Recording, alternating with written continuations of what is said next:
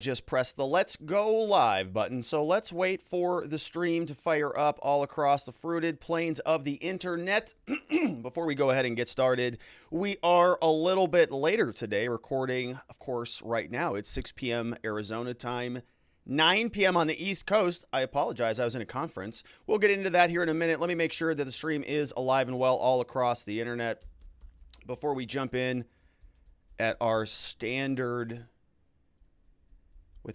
introduction here. Are we working? Are we alive and well? Can somebody confirm this for me? I have a little bit of a... Yeah, there it is. Vienticus says that we're looking good.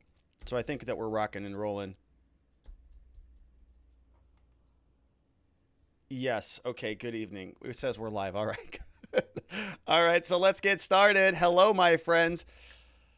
Hello, my friends, and welcome back to yet another episode of Watching the Watchers Live. My name is Robert Gruler. I am a criminal defense attorney here at the R&R Law Group in the always beautiful and sunny Scottsdale, Arizona, where my team and I, over the course of many years, have represented thousands of good people facing criminal charges. And throughout our time in practice, we have seen a lot of problems with our justice system. I'm talking about misconduct involving the police. We have prosecutors behaving poorly. We've got judges not particularly interested in a little thing called justice. And it all starts with the politicians, the people at the top, the ones who write the rules and pass the laws that they expect you and me to follow, but sometimes have a little bit of difficulty doing so themselves. That's why we started this show called Watching the Watchers, so that together with your help, we can shine that big, beautiful spotlight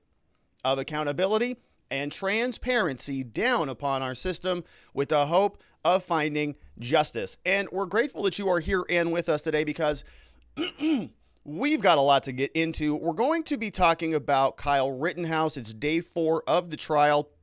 We've got a lot to get into. We're going to break this down into 3 different segments because we can do that today. We're going to start off in our first segment talking about what happened yesterday, a brief carryover from Detective Martin Howard. Of course, he was the guy who was on the internet scrubbing all over the place, downloading the videos, and doing a lot of the clerical work about sort of, filing subpoenas, getting warrants, and just aggregating all of this stuff.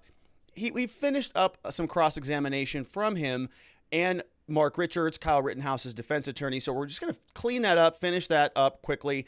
And we're also going to take a look at a juror that got booted out of the trial. Juror was telling inappropriate jokes.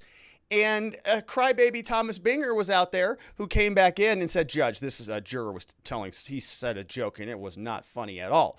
And so the judge had to dive into that. That juror got the boot because of the joke. And so we'll take a look at what that joke is. And, you can be the judge of whether you think this is funny or no laughing matter. So we'll see what he says there. And then in our second segment, we're going to spend a big chunk of the show today talking about Richard McGinnis. Richard McGinnis, of course, was there. He is an alleged victim. He is labeled as the victim of one of the criminal charges, reckless endangerment, because when Kyle Rittenhouse was shooting at Joseph Rosenbaum, McGinnis was there sort of as this reporter, journalist individual who was writing for the Daily Caller. He was behind Rosenbaum and the bullets went that direction. And so what they're saying is that he was endangered and Kyle Rittenhouse was reckless in the firing of the gun, which endangered McGinnis. So McGinnis was a direct examination today took place of him by the government. The prosecutor called McGinnis and then kind of got into it with him, was sort of like, well, didn't you say this and didn't you say that?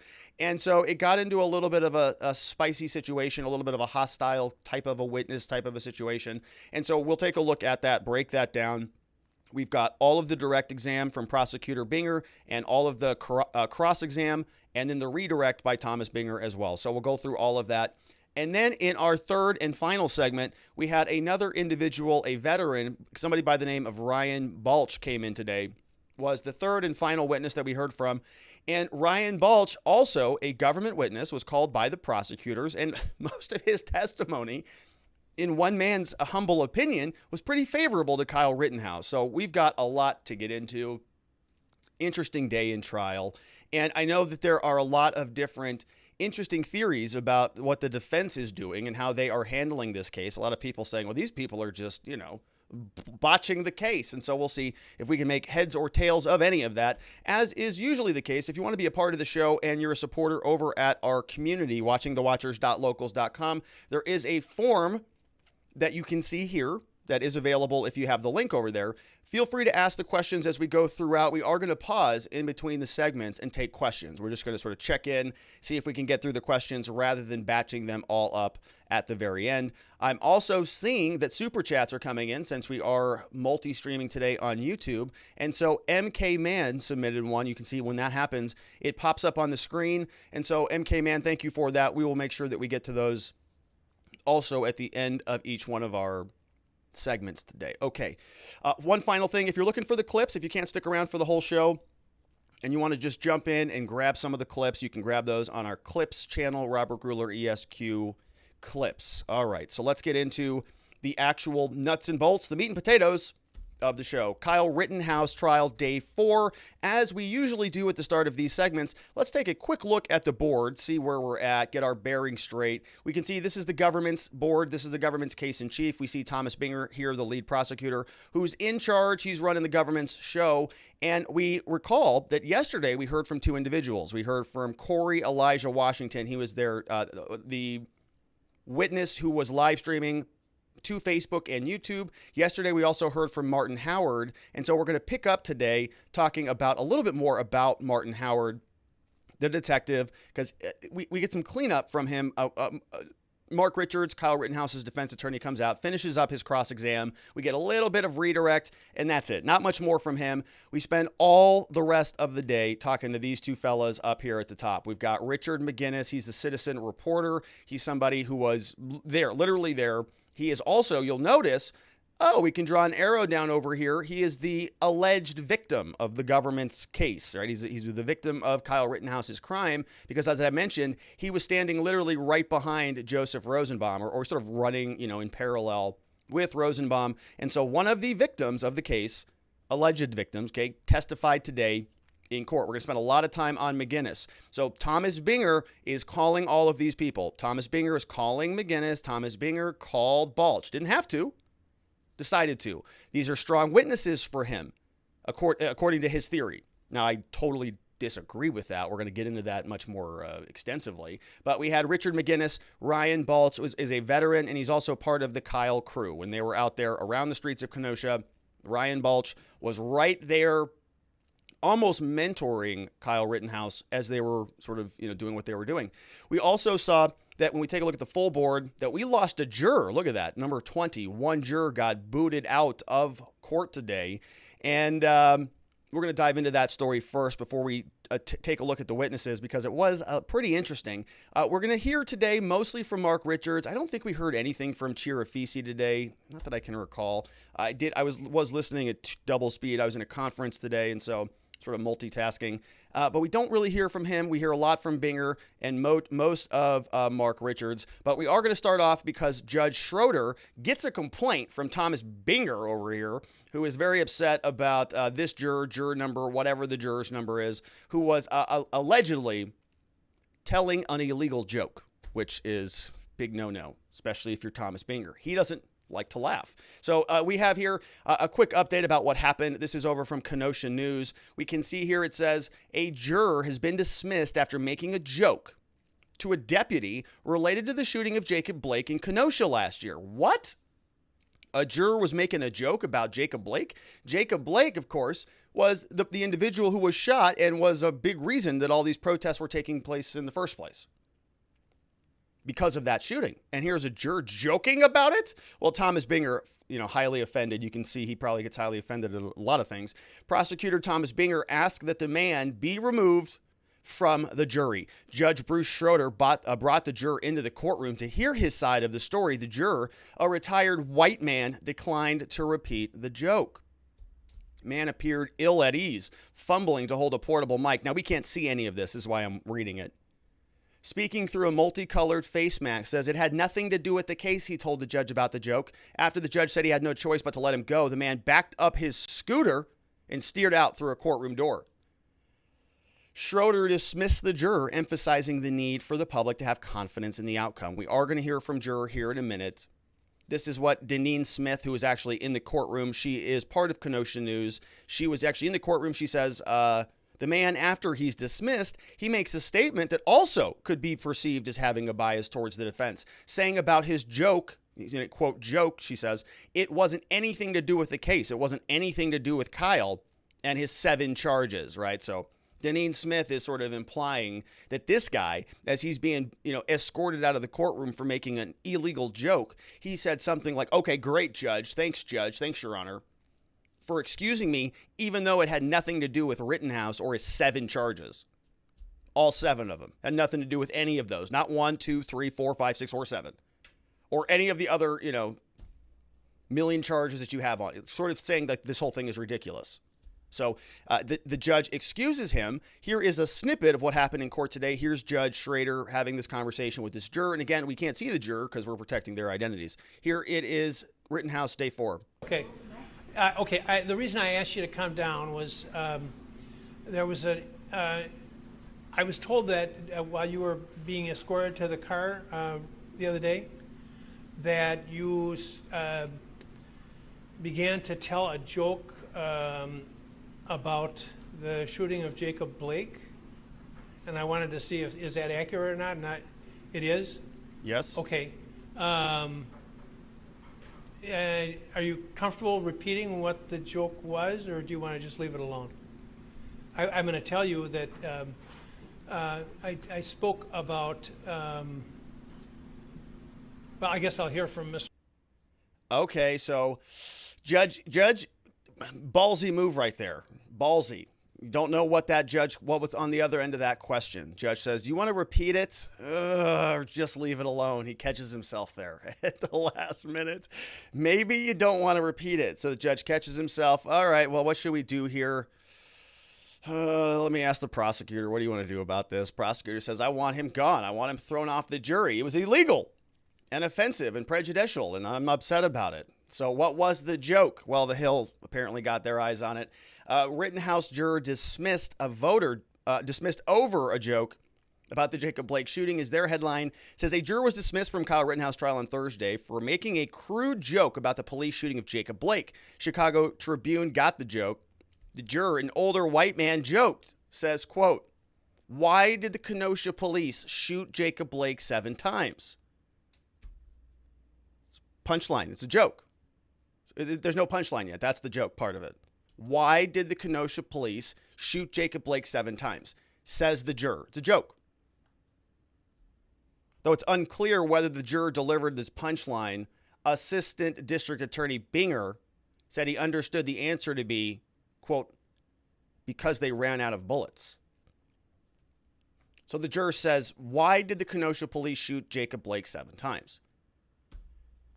Didn't say the punchline, but presumably the joke was because they ran out of bullets. That's why they shot him 7 times.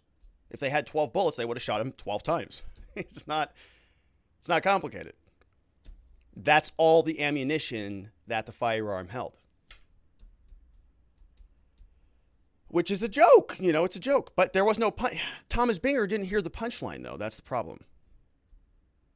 Why else could you have shot Jacob Blake? Well, because you could have thought that he was running for a knife and that your life was in danger. Might also be the next sentence that came out of this juror's mouth. Thomas Binger's jumping to conclusions here, which I think is, trying to take into account something that is not in evidence yet.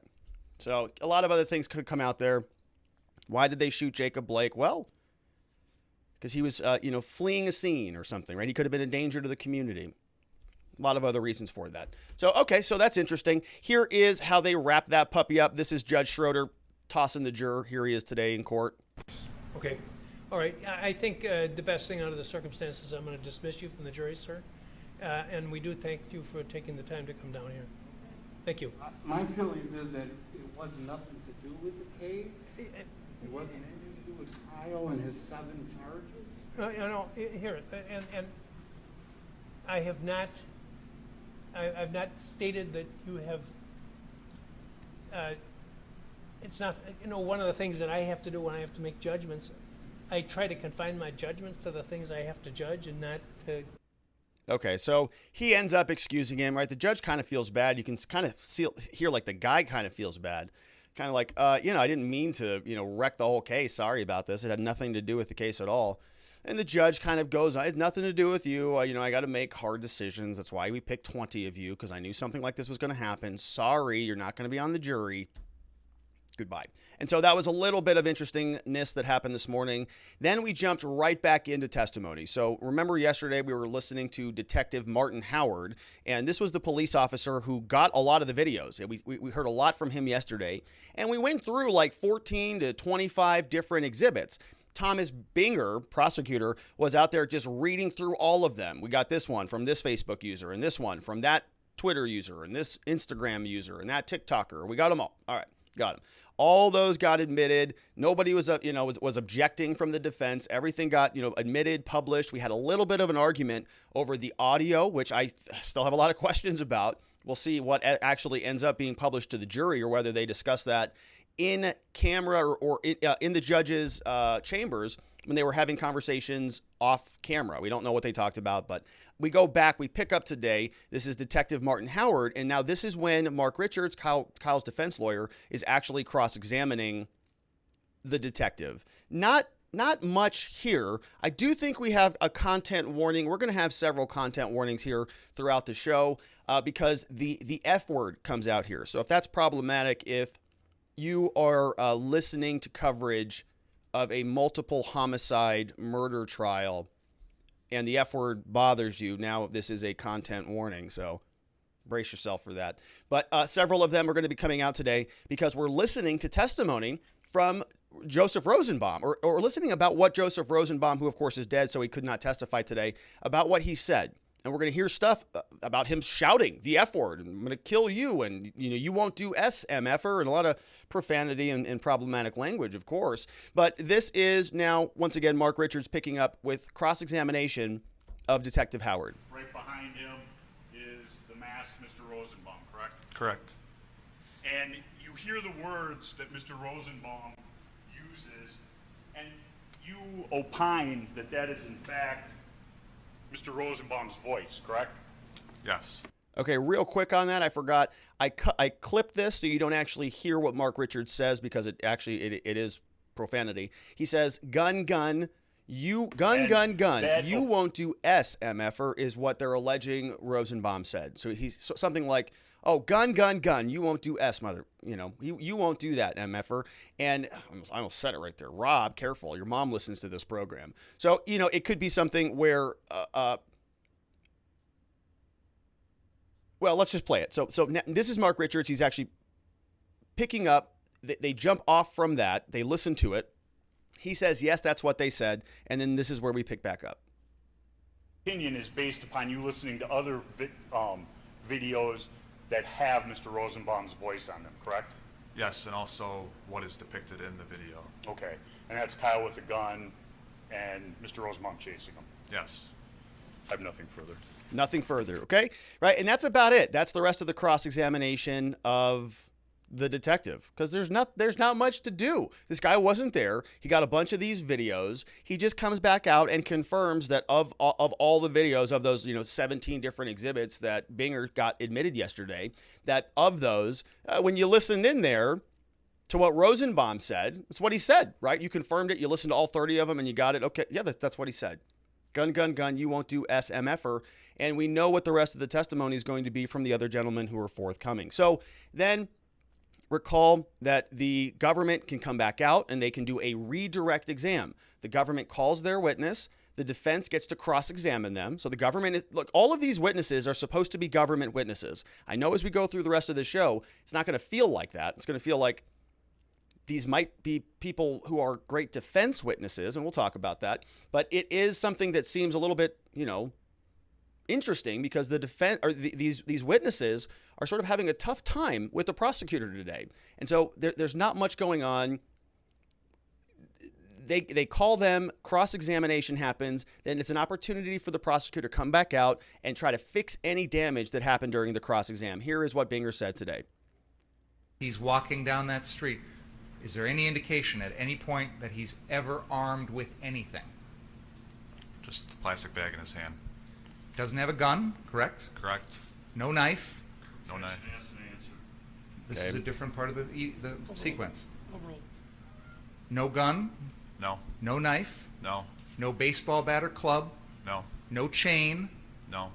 Obviously, in the end, at the time that he is shot and killed by the defendant at the 63rd Street car source, is there any evidence in the record of any kind that you've seen as the lead detective in the case that Mr. Rosenbaum was armed with a weapon?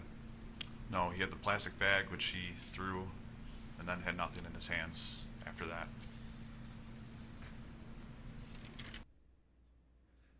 Okay, so again, so the prosecutor has done this multiple times, and you can hear him. He's going to do it again. We're going to hear when we get to Ryan Balch in the final segment today that he keeps doing this thing. But he didn't have a chain, a baseball bat, a machete, a sword, an axe, a chainsaw. He didn't have a bazooka. He didn't have a laser sword or a Jedi lightsaber. He didn't have any of that stuff, right? No, he didn't. And so what he's trying to do is create this narrative that Rosenbaum is just this innocent guy who is like walking his dog. Actually, you know, he was just on the way over to the Good Samaritan local shelter where he was going to help grandma walk across the street and raise her puppies in the backyard, right? Like that's what they're trying to make this guy out to be. Didn't have a weapon, didn't have an axe, didn't have a machete, didn't have any of those things. What does that have to do with anything? You can still be dangerous. You can still attack, assault somebody and be a lethal threat to somebody without any of those things. But Thomas Binger obviously does not grasp that. Let's take a quick look at some of the questions and comments. We're going to pause here, jump in. We're going to take some of the super chats I saw came in. AF Ohio Patriot. We've got Tom Richards here also with the one that we'll make sure we get to. Let's take a look at some questions over first, though, from watchingthewatchers.locals.com, our wonderful community over there. Let's see what we've got in the house. We've got... Oh, this was a very good comment that came in yesterday. I wanted to pause on this one. Larry Light says, Rob, yesterday, after the audio of the video that featured a person identifying Kyle and the crew as militia, the prosecutor answered the judge mindset. The judge then dismissed the jury, had a private conversation with the attorneys. There is a hearsay exception called the mindset of the accused. The speaker here was not the accused. Even the lawyer can make mistakes. And then he cites a case called U.S. versus Leonard Allen from the 7th Circuit in 2013, which is a great, great case and a very astute observation there, Larry. And you know your rules of evidence. You know your hearsay rules, because I caught that too. Yesterday, during the clip, when they were having a conversation, remember, Binger tried to get all those 21 videos in, or however many exhibits there were, try to get them all in. And in some of those videos, the person who was actually recording the video was saying things like Kyle Rittenhouse is part of a militia. Those are militia members over there. Well, that's just like your opinion, man. That's not a fact in evidence. That is an allegation that is not substantiated. And if that person were in court, if they were there, if we were not listening to them just playing a video, we would get to cross-examine them. We would get to confront them. We would get to question them about that opinion and say, what do you say militia? Why would you say they're militia? Do they have patches? Do you know what militia look like? Do you have any training to formally identify militia members? What the hell? What was that opinion based off of? And so you get to cross-examine them. You can't do that if it's just video. So Mark Richards wanted all of those videos to essentially have the audio muted, and they didn't settle any of this stuff pre-trial. And so it all got hashed out yesterday in court in front of the jury. And Thomas Binger said, oh, yes, but judge said that's hearsay. And then he said, well, it's an exception to hearsay. And he said, the exception is it's going to the defendant's mindset. But that's not the person who was talking, dum-dum. That was the person recording the video. And we don't care about his mindset because he's not involved. He's a witness there. And so he was conflating a bunch of different rules, and the judge had a bunch of different rules that were being conflated. And I'm not sure that they even knew what they were talking about, which is the problem with hearsay. You've got the declarant, you've got actually Rittenhouse, who's the person like about whom they're talking. And so it can get very convoluted. Larry Light pointed that out very astutely. Thanks for sharing it. Thomas Binger here with a hard R, which is how I say it. I mean, it's there. The R's there. Rob, please stop showing me ruining my case. Even the Gorilla Glue can't make that stick. Few more. We've got Barnes says, so the prosecution is doing a better job than defending Kyle than the defense is. I think that's pretty fair, actually. I think that's a pretty fair assessment. We're going to talk about it. D. Delsby says, just wanted to say that I enjoy your analysis on this case. Hope you had a great day at your conference. Well, thank you, D. Delsby. I appreciate that. We did, actually. My goodness. We had a guy named Casey Fleming, who is part of the, never heard about him. He spoke today for about 2 hours. Chairman and CEO of Black Ops, this guy. He spoke today for 2 hours. Casey Fleming, CEO, Black Ops Partners Corporation. He talked to a group of entrepreneurs. Of this group, I am the tiniest little minnow. I am the dumbest, least accomplished person in this group. This guy talked to about 100 people, and they were all listening to him warn about China and about the idea that we are at a level 10 actual war with China right now. It's not a shooting war, but it is an intelligence, diplomatic, economic, political infiltration war.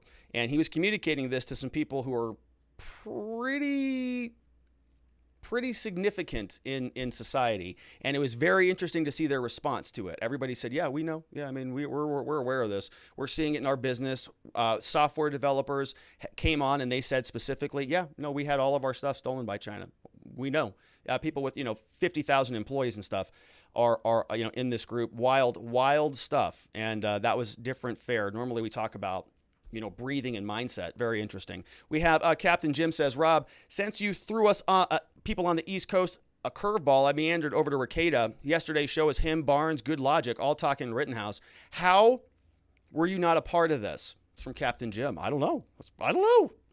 Look, a lot of people don't typically invite me to things, typically because I don't go, and then they stop inviting me, which is okay. Works out for both of us. But I have actually sent a DM over to Ricada, so we'll try to see if we can connect. My days are just super full, and so if I've got a commitment to the show, I'm trying to get some stuff scheduled on the weekend, and I'm hoping that I can talk with all those people because I think that there's a different opinion that's coalescing that's different from mine. And I'm very curious to see how that is unfolding. Lil Mandy says, I've watched the entire trial. Seems like the defense can rest at the end. The prosecutor is making the self-defense case way better than anyone could. No reasonable jury will convict after all the testimony so far. I think I agree with you, which is why I'm not even upset about what's happening. It's like, okay, well, it's a strategy. Just Kyle says, Rob, would love to see you hop in if you have time on Ricada's live stream. He invited all attorneys. That would be amazing. Well, I might be able to pop in, right, for like an hour or two, but there's no way I can do, a solid. Didn't he do like 8 hours today? That guy has some stamina, Nick. Woo. Old Cat Lady says, do you think the DA's office is only holding this trial for political reasons, knowing all the time they'd lose? Seems like most of their presentation supports Kyle's case. Better a trial than more riots if they didn't. I remember the police report pretty much supported Kyle too. This is from Old Cat Lady. I don't think so. I mean, no, I don't think that there is any conspiracy here on behalf of the DA's office. Folks, this is just how DA's offices are. This is how it is. Like, this isn't an aberration.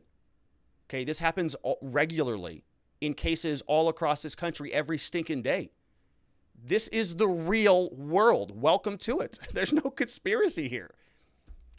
This is how prosecutors are. This is how they act. You can take a case like Kyle that unfortunately doesn't have the benefit of national media attention and thousands of eyeballs that care about it, where it's clear as day your client didn't do anything wrong.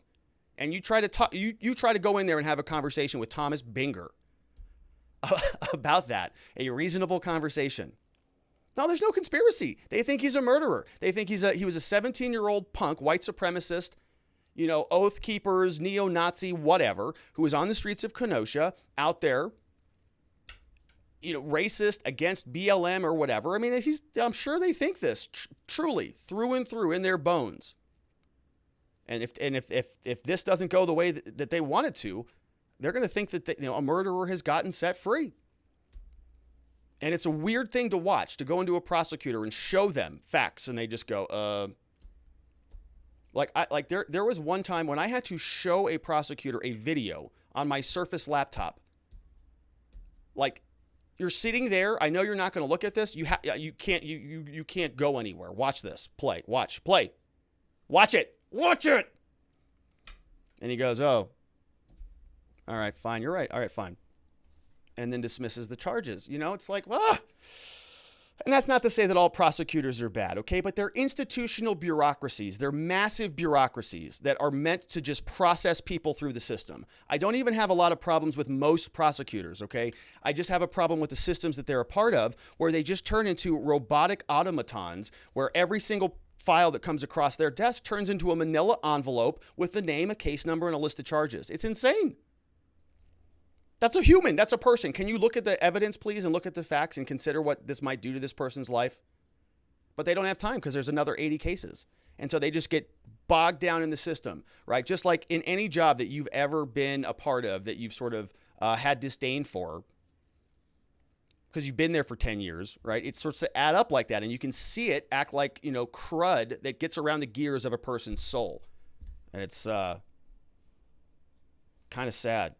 A lot of empathy for people stuck in that. Hopefully they get out. Vienticus says, cue the Monty Python bit about the joke that makes people laugh to death. Although I could see the judge wanting to keep the air of impartiality, the reality is that the reason he was dismissed is because someone said it was related. If I were the judge, before saying anything else, I'd ask how it's related and let whoever come up with some confusing, convoluted mess of a story. I think that the chain of connection there is that the protests were about Jacob Blake.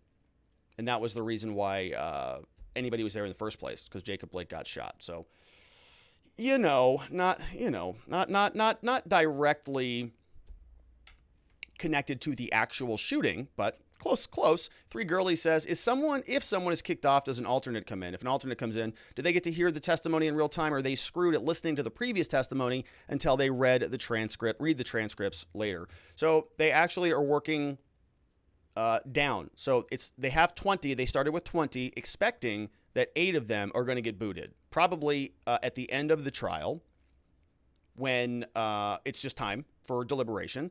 Or if something like this happens, then they can just start booting them now. So now they've got 7 left before they're in trouble. So as long as they keep the other 7, they're going to get down to 12. And all of them up until this point have heard all the testimony. So that's how it works. A little bit of a reverse order there. We've got Hand of Nod says, I've observed much of the trial days watching Ricada. That degenerate is an enduring beast. That's what I was thinking, right? I mean, he's been doing like 8-hour days. Nuts. Commentary made it bearable. I really wish the defense team was more ambitious, did not reject help. 2/3, 2 out of the 3 days favor the defense, largely a function of the facts. I perceive the DA is very competent, comes across as preferring convictions to justice. The opening statements could have set up a larger narrative about the merits of the defense. Individual liberty and agency. This theme could be used to cudgel the government and arrest the attention of the jurors. It's painfully obvious jury trials are only partially about the law, much more about the human elements. Must win hearts and minds. Very true. I guffawed aloud at McGinnis' testimony. We're going to get into it heavily today. Did you see the DA is moving to conflate self-defense with the wisdom or lack thereof for Rittenhouse being there at all? Yep, I did see that. Do you have the bandwidth to check out allegations from Jack Posobiec against Kenosha leadership? It's going to be a long 2 weeks. Semper Vigilantes from the Hand of Nod. Very nice comment there, and I think some very astute observations to be fair about all this. I do think that a lot of this has felt, from a defense perspective, very sort of spitballed, kind of assembled in a way that was very loose, right? It's not my style. It's sort of feels like they're responding to things just off the cuff and addressing stuff as it comes in to some degree. And I think that's what you're talking about when you're talking about these opening statements. Like, they kind of just sound like they're all kind of cobbled together. Doesn't seem like there's one gigantic overarching theme with a lot of this. Other than self-defense, we have, and I'm paying attention to this, right? One of the things that I noticed in the opening statement was they talked a lot about property, and then we kind of missed a lot about the property stuff again, and then we got back to some of the property today from the cross-examination during the Ryan Balch segment. So yes, sort of weaving some of this stuff in and out. I think certainly, it could be a lot more polished. You could have a lot more, clear-cut theme here, but it's a stylistic thing, at least on their behalf. Let's see. Yeah, and I'm curious to see what Ricada and these other guys say. I'm happy to take a look at what Posobiec is talking about Kenosha leadership, but I haven't seen that come across. I've been pretty much tunnel vision on the trial. Not really looking at much of the other news. Let's see what else we've got. Realtor Patty says, tell YouTube to like and share. Well, fortunately, I don't have to do that. Realtor Patty just told YouTube to like and share. We've got Jeremy says, Rob, it's painful to listen to the prosecution's lies. It takes a different kind of person to live in an alternate reality. Why did the defense never get the existence before it was allowed into trial? I'm not sure what type of evidence you're talking about. They probably did. They probably did. We just didn't know that they got it. Here's the reason. This is called discovery, right? If the defense doesn't get something that's in the prosecution's file and the prosecution tries to use it at a trial, the defense is going to object to that and say, you can't use that. We never got it. Unless they say, well, we never got it, but we don't care. Use it anyways, which also could have happened.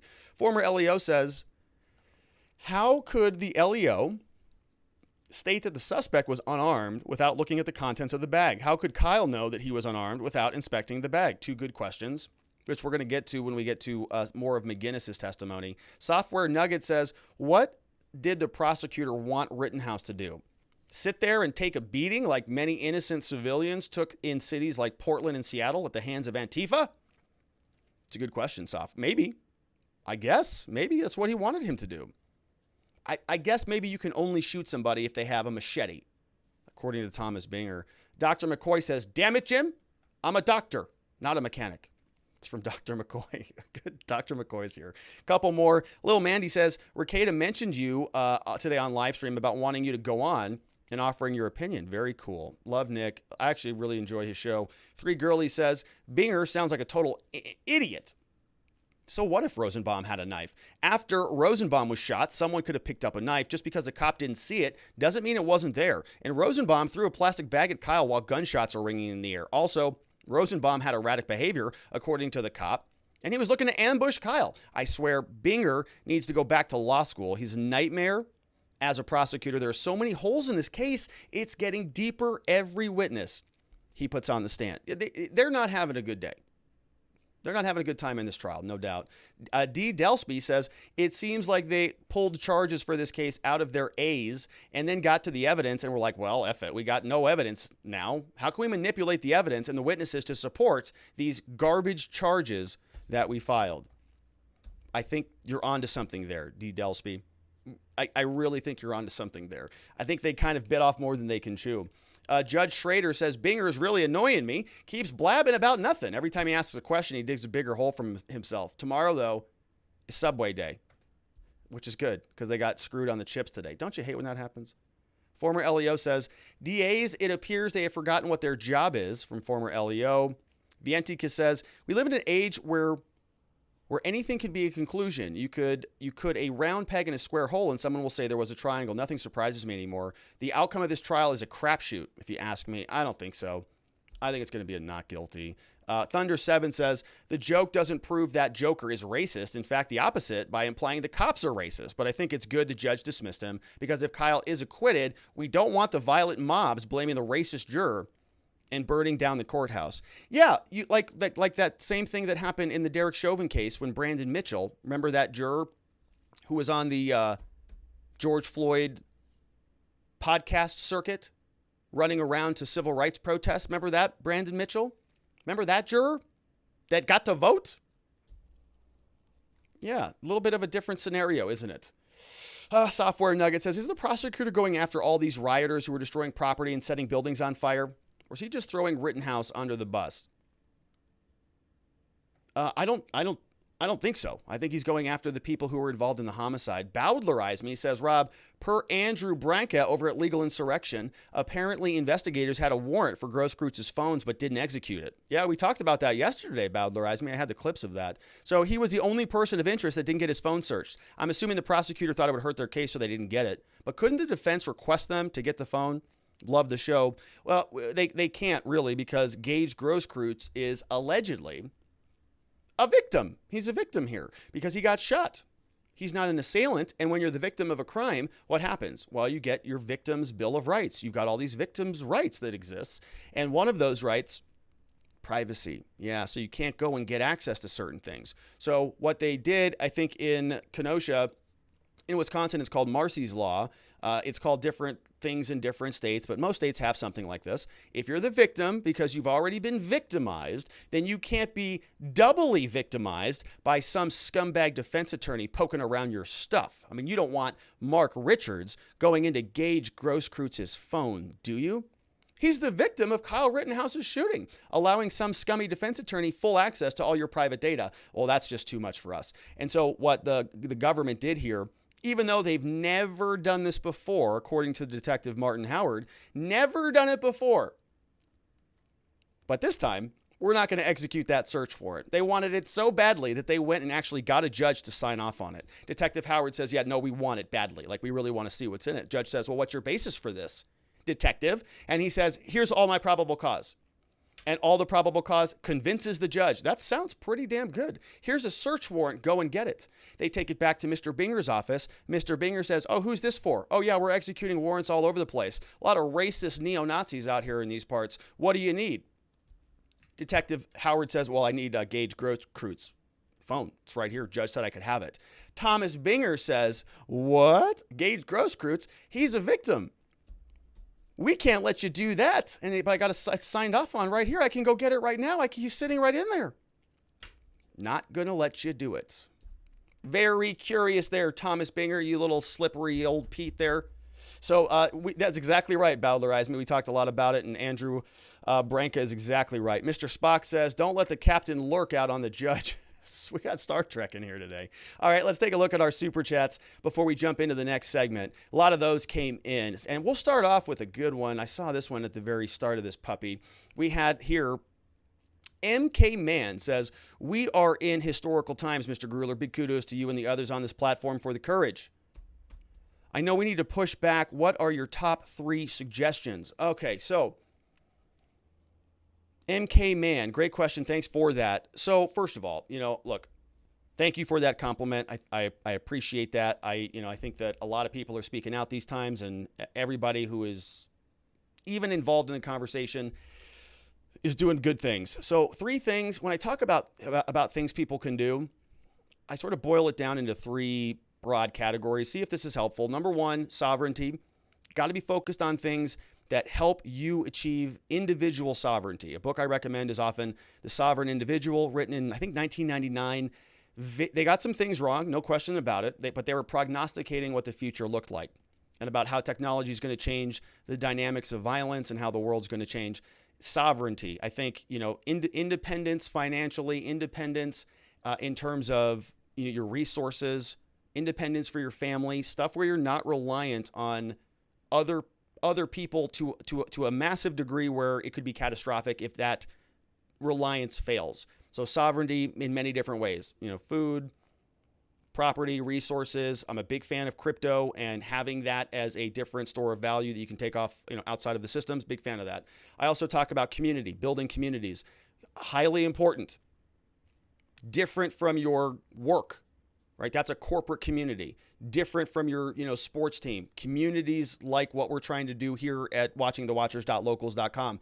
People who think alike, people who can get together regularly, people who can start to network and start to build communities. I think it's super important, especially as the world continues to sort of bifurcate into, the vaxxed versus the unvaxxed and so on. Community. And then lastly, I think faith. I think you got to continue to stand for what you believe in. I talk about there being consequences if you don't speak. There are certainly consequences if you stand up and speak.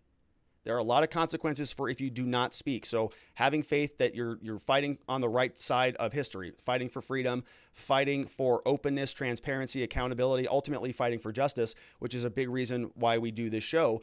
And if you keep those 3 things, sovereignty, community, keep your faith, keep, praying to your higher power, I think you're going to be all right, even if the rest of the world feels like it's crumbling around you. Very good question there. Thank you for that. Tom Richards also says, is it true that Mark Richards is a liberal Democrat? I don't know. So he says, any possibility that he's purposefully throwing the case? I don't think so, but it's a rumor going around. I don't think so either there. I don't think so. Nothing that I'm seeing that leads me to come to that conclusion, right? All of this feels a little bit unorthodox. But we'll explain that when we start jumping into the testimony there, Tom. Keep in mind, none of these witnesses, none of this evidence has been bad towards Kyle Rittenhouse. Have you heard one shred of evidence that was bad? Other than the idea that maybe he got the gun sort of in a way that maybe he shouldn't have? But that's all, in my opinion, outside of the scope of what we're talking about here. Really what the jury's talking about are the dead bodies. Was it self-defense, yes or no? Any of the evidence that came in, did any of that support the idea that Rittenhouse is a raging, maniacal lunatic, racing around Kenosha? No. None of it has. So what is Mark Richards doing that is going to incriminate Kyle or not doing to put up a defense? We're going to get into that. We've got a lot more to get to today. We've got AF Ohio Patriot says, I believe it's actually Zeminski that says you won't do S, MFer. He's the one who fired the first shot. Oh, okay. Yeah, maybe that's true. Maybe I missed that. For some reason, I thought they were talking about Rosenbaum. I don't know why Richards would be asking about Zeminski.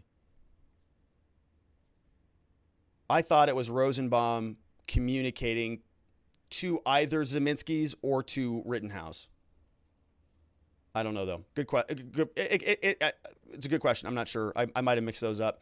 Joseph Leonard says, more than twice as many people are killed every year with hands and feet than all rifles combined. Hands and feet are totally capable of causing death and grievous bodily injury. What a dumb argument. It is a dumb argument. That's from Joshua Leonard. Yeah, it is a dumb argument, and we're not done with it. We're going to hear a lot more about that because that's all that Thomas Binger has, apparently. He kind of comes out and says, yeah, but Rittenhouse, I guess if he would have had an AR-15, it would have been a fair fight, and only then it's like the duels that you get out there, in the ancient Colosseum Roman battles, right? Pick your sword. What swords? All right. Spear. All right. Go at it. You both got your choice. Then Thomas Binger might be okay with that arrangement. Joel Lowry says, great coverage. Wish you were defending Kyle. State prosecutor seems to be doing enough to defend him. What a hack. They're having a difficult time. Basically, every one of these witnesses sort of feels like they're a defense witness. Dave super chatted some support. No question. Thanks, Dave. Curtis Bartle says, thanks for being real, R&R. Thank you, Curtis, for being here. Appreciate that. Boys Mommy Tube, okay, says, the AG had a hand in this case, though, right? The AG was the one who pressed for higher charges, right? I mix Ricada and no commentary. So he's kind of bouncing around between some commentary or not. Yeah, what was that? The Kenosha AG, what was his name, Kenosha? It was, I remember his name because we talked about him a lot. Because we talked about him in the Jacob Blake case. No, that was the last. Oh, Michael Gravely. Yeah, he was the other one. Gravely over here from Kenosha. Michael D. Gravely, he was the DA. Yeah, and so he's got some decision, he's the DA. So yeah, he's going to have some say in how that all unfolds. From Boys Mommy Tube, look, these things are highly political, but remember that this was political in a political year. This was in 2020 when it was like all hands on deck to make sure that the white, the orange, whatever they called him, was not reelected. They were bending over backwards to turn everything into this gigantic racist catastrophe every which way you turned, and this did not escape that treatment. Turned into this big racist thing. Kyle Rittenhouse shot a bunch of, white people. Okay, so we know that all of this can be political, but a lot of that presumably has evaporated because there's a little bit of distance now between the event. We've got another one from Sliding Edge, says, happy Thursday, Robert, right back at you. How did the defense do today versus yesterday? How bad was the prosecution's witnesses? Pretty bad. We're going to get into them. We got like probably 2 more hours of it. My take away, two witnesses are setting up a defense. They are setting up a great defense. Yeah, most of their testimony was beneficial to Rittenhouse. Joe Sullivan says, Robert, Ricada will work around your schedule, even if it's momentary. As for the case, prosecution knows they are going to lose this battle, so they're using buzzwords and political narratives to feed the media, it seems. Yeah, I mean, I guess that's a strategy, Joe. If you have look, they say something like, if you have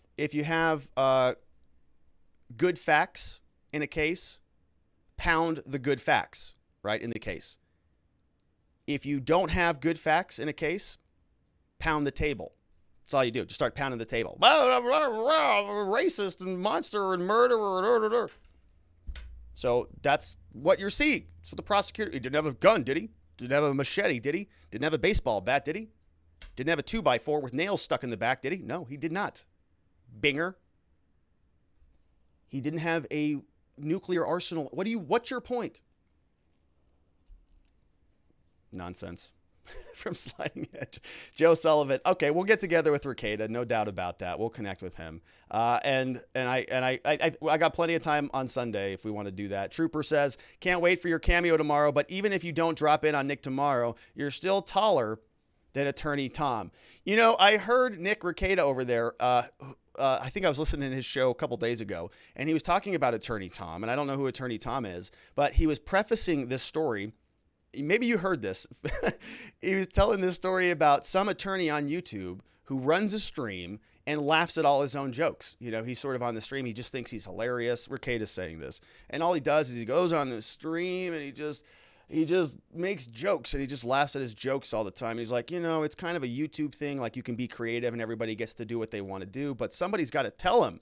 Somebody's got to tell this guy. And I'm listening to this and I'm like, I hope it's this channel. I hope it's me. Please say somebody tell Rob, you know, to get it together over there. And I was laughing my ass off. I was going to send in a super chat, but I think I was in the car or something. I couldn't stop or whatever.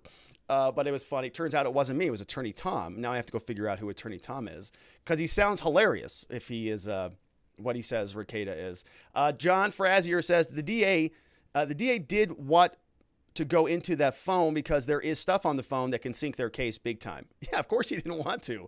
It would have been very, very inconvenient if there was something pretty damning in there. So he just, you know, played it safe and didn't give him any access to it. All right, those were great questions over from watchingthewatchers.locals.com. Thank you for the support over there and for all of those amazing super chats from my friends over on YouTube as well. Thank you for all your support. All right, and so we're going to jump in to our next segment here, and a big part of the testimony was surrounding this individual, Richard McGinnis, a big witness today in day 4 of the Kyle Rittenhouse trial. We're going to spend some time listening to his testimony. Recall that government prosecutor Thomas Binger called him. This is a state's witness. The government chose to call this person and to file charges with him as a victim, as an alleged victim in this case. And you can see we revisit the charges list, and you can see we're talking about count 2, reckless endangerment charge. This over here is Richard McGinnis. He's a reporter, so sort of a kind of a pseudo journalist. Didn't really want to be called that. Somebody who kind of, you know, just goes around these scenes and records footage. And so the government called him today. He was an alleged victim. He was also a witness. He was there. This was the guy that was running sort of alongside Rosenbaum and Rittenhouse. And when Rittenhouse shot Rosenbaum, McGinnis was thinking that he was filming the entire altercation, thought he had his phone on. Turns out he didn't. But as the bullets were sort of being shot into Rosenbaum, presumably bullets went by, could have hit Richard McGinnis. Prosecution takes a look at this and says, reckless endangerment. You were right there. Kyle, you could have shot him when you were illegally murdering Rosenbaum. You could have also accidentally been overly reckless and hit McGinnis. Therefore, reckless endangerment. He becomes a victim. Now, when we talked about this case a year ago, we went through the probable cause statement that included all of the testimony from Richard McGinnis, and all of it that we read looked like it was pretty damn persuasive to hint that McGinnis's testimony was going to be Rittenhouse was really running away from this whole thing, that Rosenbaum was the ultimate provocateur, and that Rittenhouse was ultimately acting out of self-defense. We read that. Sounded pretty reasonable and plausible. And so remember that when you are a defense attorney, one of the things that you do in a case like this especially is you interview all of the witnesses in the case. Now here, we don't know, since Richard McGinnis was a victim, right, purportedly a victim, we don't know whether the defense ultimately got an interview with him. But we do know that he interviewed with several other people. We know that he interviewed with Tucker Carlson. We're going to see some of that here in this segment. We know that he interviewed other people, FBI. And so we've got a record of what Richard McGinnis has said. And one of the reasons those pre-trial interviews are so important is so that if a witness comes into court on any particular day and they say something different than what they said in a pre-recorded interview, that you get to then impeach them with their prior inconsistent statement. Okay, so let's flesh this out. What if on August 28th, 3 days after the shooting took place, McGinnis goes out and says something like, Rosenbaum was acting like a total innocent person. He was just there as an innocent bystander, and Rittenhouse executed and murdered him. And you say, okay, well, that's a pretty clear statement. And then you fast forward, because trials take a lot of time. Trials take years. Sometimes this took 13 months or so before it really got in gear. And sometimes people's stories change. So what if McGinnis comes back out now and says, oh, Rosenbaum actually was the aggressor? Well, what do you do in a situation like that? You say, well, that's weird. Your testimony changed there, McGinnis, because a year ago you said that Rosenbaum was just an innocent person walking a puppy dog. Now you said he's the aggressor. Oh, well, your testimony changed. And so what do? You go back, you get their prior recorded statement, the transcript, and you bring it right into court and you say, oh, well, that's not what you said a year ago. You said this, didn't you? Yes. It's impeaching a witness with their prior inconsistent statement. And so the reason why witnesses don't change all that much is because of that threat, because that happens. So some people were saying, whoa, Richard McGinnis better not change his story. What if he cucks out over there? What if he comes in here and suddenly throws Rittenhouse under the bus? Because we know that in his prior statement in the probable cause documents that he was pretty dang persuasive that Rittenhouse didn't do anything wrong from our gathering. I couldn't even believe they were charging this case based on his statements. And we talked about it. I was sort of aghast that this even got as far as it did. So you can't really expect him to come into court today and blow everybody's socks off and say something totally outside the ordinary. Now, we take a look at our other victim we're going to get to later, Ryan Balch, and he is not a victim in a case. So he is ripe for an interview. So presumably the defense absolutely interviewed him, so they knew what he was going to say too. The defense knew exactly what Richard McGinnis was going to say because he said it multiple times. And so when you think about it in that context, you can sort of understand why it's not always necessary to jump up and shout objection at every single question that comes in. If you know what they're going to say and what they say helps your case, you want to let their testimony come in unmolested without you springing up every 2 seconds objecting to everything. If it's a helpful, useful witness, you're not going to treat them as a hostile witness and do a standard cross-examination because they're your witness essentially. If they're helpful. Okay, so with that back end, we now know we're talking about count 2, reckless endangerment, Richard McGinnis. Remember, not a lot of people were actually there. Some people were there. Huber was there, but he's dead. Rosenbaum was really there. He's also dead. So not that many people were surrounding the situation. McGinnis certainly was. And so we're going to talk about 2 different dates in McGinnis' testimony. Monday and Tuesday. Let's take a quick look at a calendar, get our bearings straight.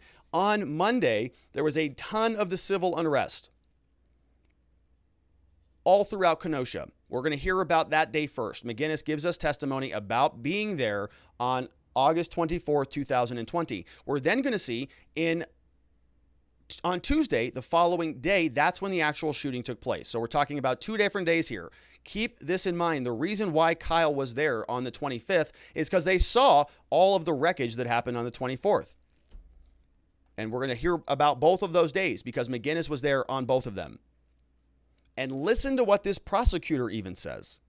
This is Prosecutor Thomas Binger asking about the 24th. What was the situation like? Looks like it was kind of chaotic. What did you have to say about it? Here it is. And when you say you saw people putting out fires with pressure washers, were they putting out fires only at that location on the southwest corner, or were they also trying to put out the fires on the northeast corner? It was only at that one, and I didn't see anybody trying to put out fires on the other one across the street. Understood. I think the fires were out of control at that point, so I get that. I'm just trying to pin it down. So, okay, did you hear what the prosecutor just said? Super sloppy. He says, listen, yeah. Okay, just trying to get a clear answer on what map you're talking about. I know there were fires everywhere, is what he said. He's describing a situation that sounds like a war zone in front of the jury with his own witness. I know that there were fires everywhere. Stop getting into it. I know they're all over the place. But can you tell me what else you saw? And he says, yeah, there were fires everywhere. Here he is. So you told us that you witnessed the fires at those 2 locations on Monday night. Did you witness any other events on Monday night that were noteworthy? Yes. I mean, there were fires everywhere. And Shelby, Jorge, and I recorded a number of those, including multiple businesses that were also burned. And you recorded that information and then obviously published stories about it on the Daily Caller website. Is that fair to say? That's correct, yeah. Fires everywhere. Multiple businesses. This is all on Monday the 24th. So Kyle, Rittenhouse, and everybody, they come out there the next day. They're going to stop that from happening again. And the prosecutor is setting this whole scene. How does that play with the jury? It's a very sympathetic situation, as far as I'm concerned. You have a situation where police are not stopping the protest. You've got a bunch of business owners in Kenosha, which is where all the jurors are from, who are watching their property be burnt to the ground. Nobody's doing anything about it. Monday, it's a war zone. Binger says there are fires all over the place. We have the government's own witness now, Richard McGinnis, coming out, fires everywhere, all over the place. That's why everybody showed up on the 25th. And that's going to be like a bad thing to tell the jurors who are watching their city burn down at that time? I'm not so sure. I want to move to the next night, Tuesday night, August 25th, the night of the shooting. Okay, now Did they're you on come Tuesday. back to that area to view the events of that night? Well, the way that it happened was we went to the courthouse to document the demonstrations that were happening in front of the courthouse. And then subsequently, the police pushed the protesters, demonstrators, rioters, whatever you want to call them, away from the courthouse. And that's actually when everybody ended up in that area. Okay, so he sort of gives us a little hint about what happened. Remember this aerial footage from yesterday? Now, they didn't bring this up in trial. I'm just sort of refreshing where we're picking up. But yesterday, we talked a lot about this. This was the FBI aerial drone footage. And McGinnis, we see, is this guy over here, right? He's in the purple, pink dot.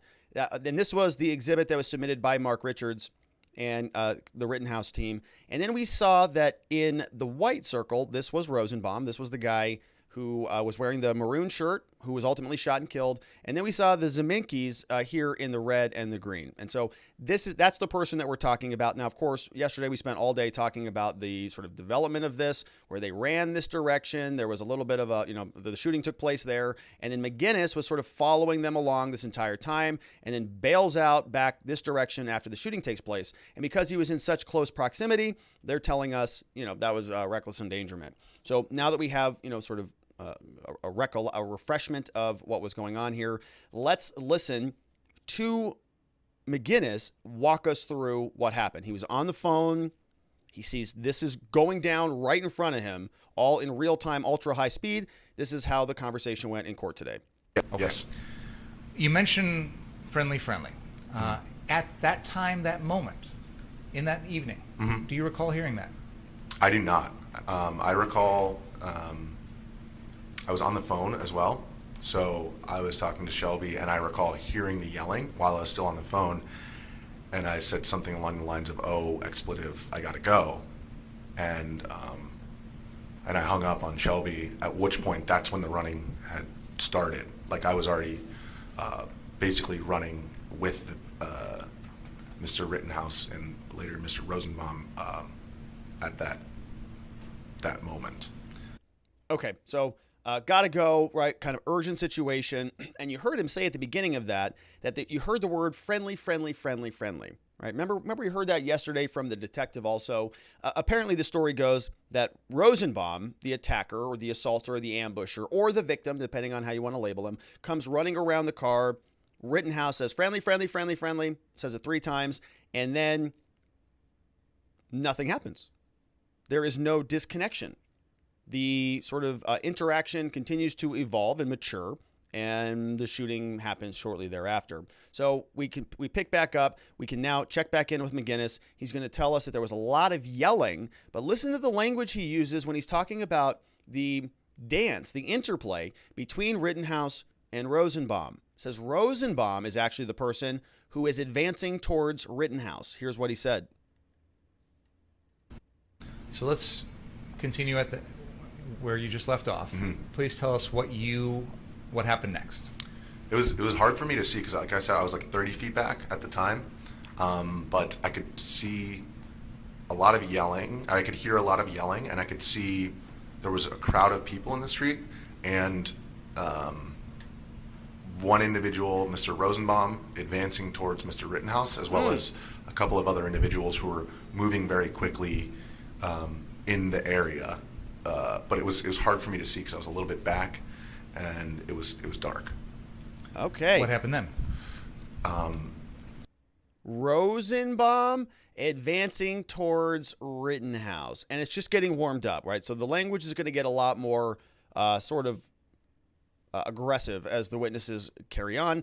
But again, Rosenbaum pursuing Rittenhouse. This is 100% against the testimony that the prosecutor gave us, even in his opening statement. And remember, he told us that the FBI, we were going to see drone surveillance footage that was produced by their team that shows that Rittenhouse was the person chasing Rosenbaum. Yesterday, even in the aerial footage that they played, both sides, the defense and the prosecution, got copies of the drone footage. The defense used the circles that we just looked at, the blue, the red, the green, the white. The prosecution used the circle and the square. Yesterday we talked about the square, according to the prosecutor, was chasing the circle. Uh-oh. And then the circle turned around and then chased the square. Uh-oh. And the prosecution's conversation was Rittenhouse was chasing Rosenbaum. Their own witness, Richard McGinnis, said no, Rosenbaum was approaching Rittenhouse. Says it again, in fact. Rittenhouse actually tried to juke his way to get out of the whole ordeal. It says it was a pivot and a run. Here he is. Mr. Rosenbaum advanced towards Mr. Rittenhouse. Mr. Rittenhouse gave I think he maybe saw him coming and gave kind of I said on the night of to police that it was like a juke, but it was more like just a pivot and a run. Okay, a pivot and a run. Trying to disengage. Coming at him. Didn't shoot him right away. Could have shot him right there. Okay. Whoa. Rather than saying friendly. Whoa. Boom, you're dead. Nope. Friendly. Pivot, run. Turns and runs several feet. Here is what he tells us. 15 feet. How far back from Mr. Rosenbaum were you as the pursuit went through the car source parking lot? Well, it's hard to say because I kind of caught up to them. I was running a bit faster, and so at the time initially I was probably 30 feet back when everybody first started running, but then by the time I arrived in the lot, it was 15 feet.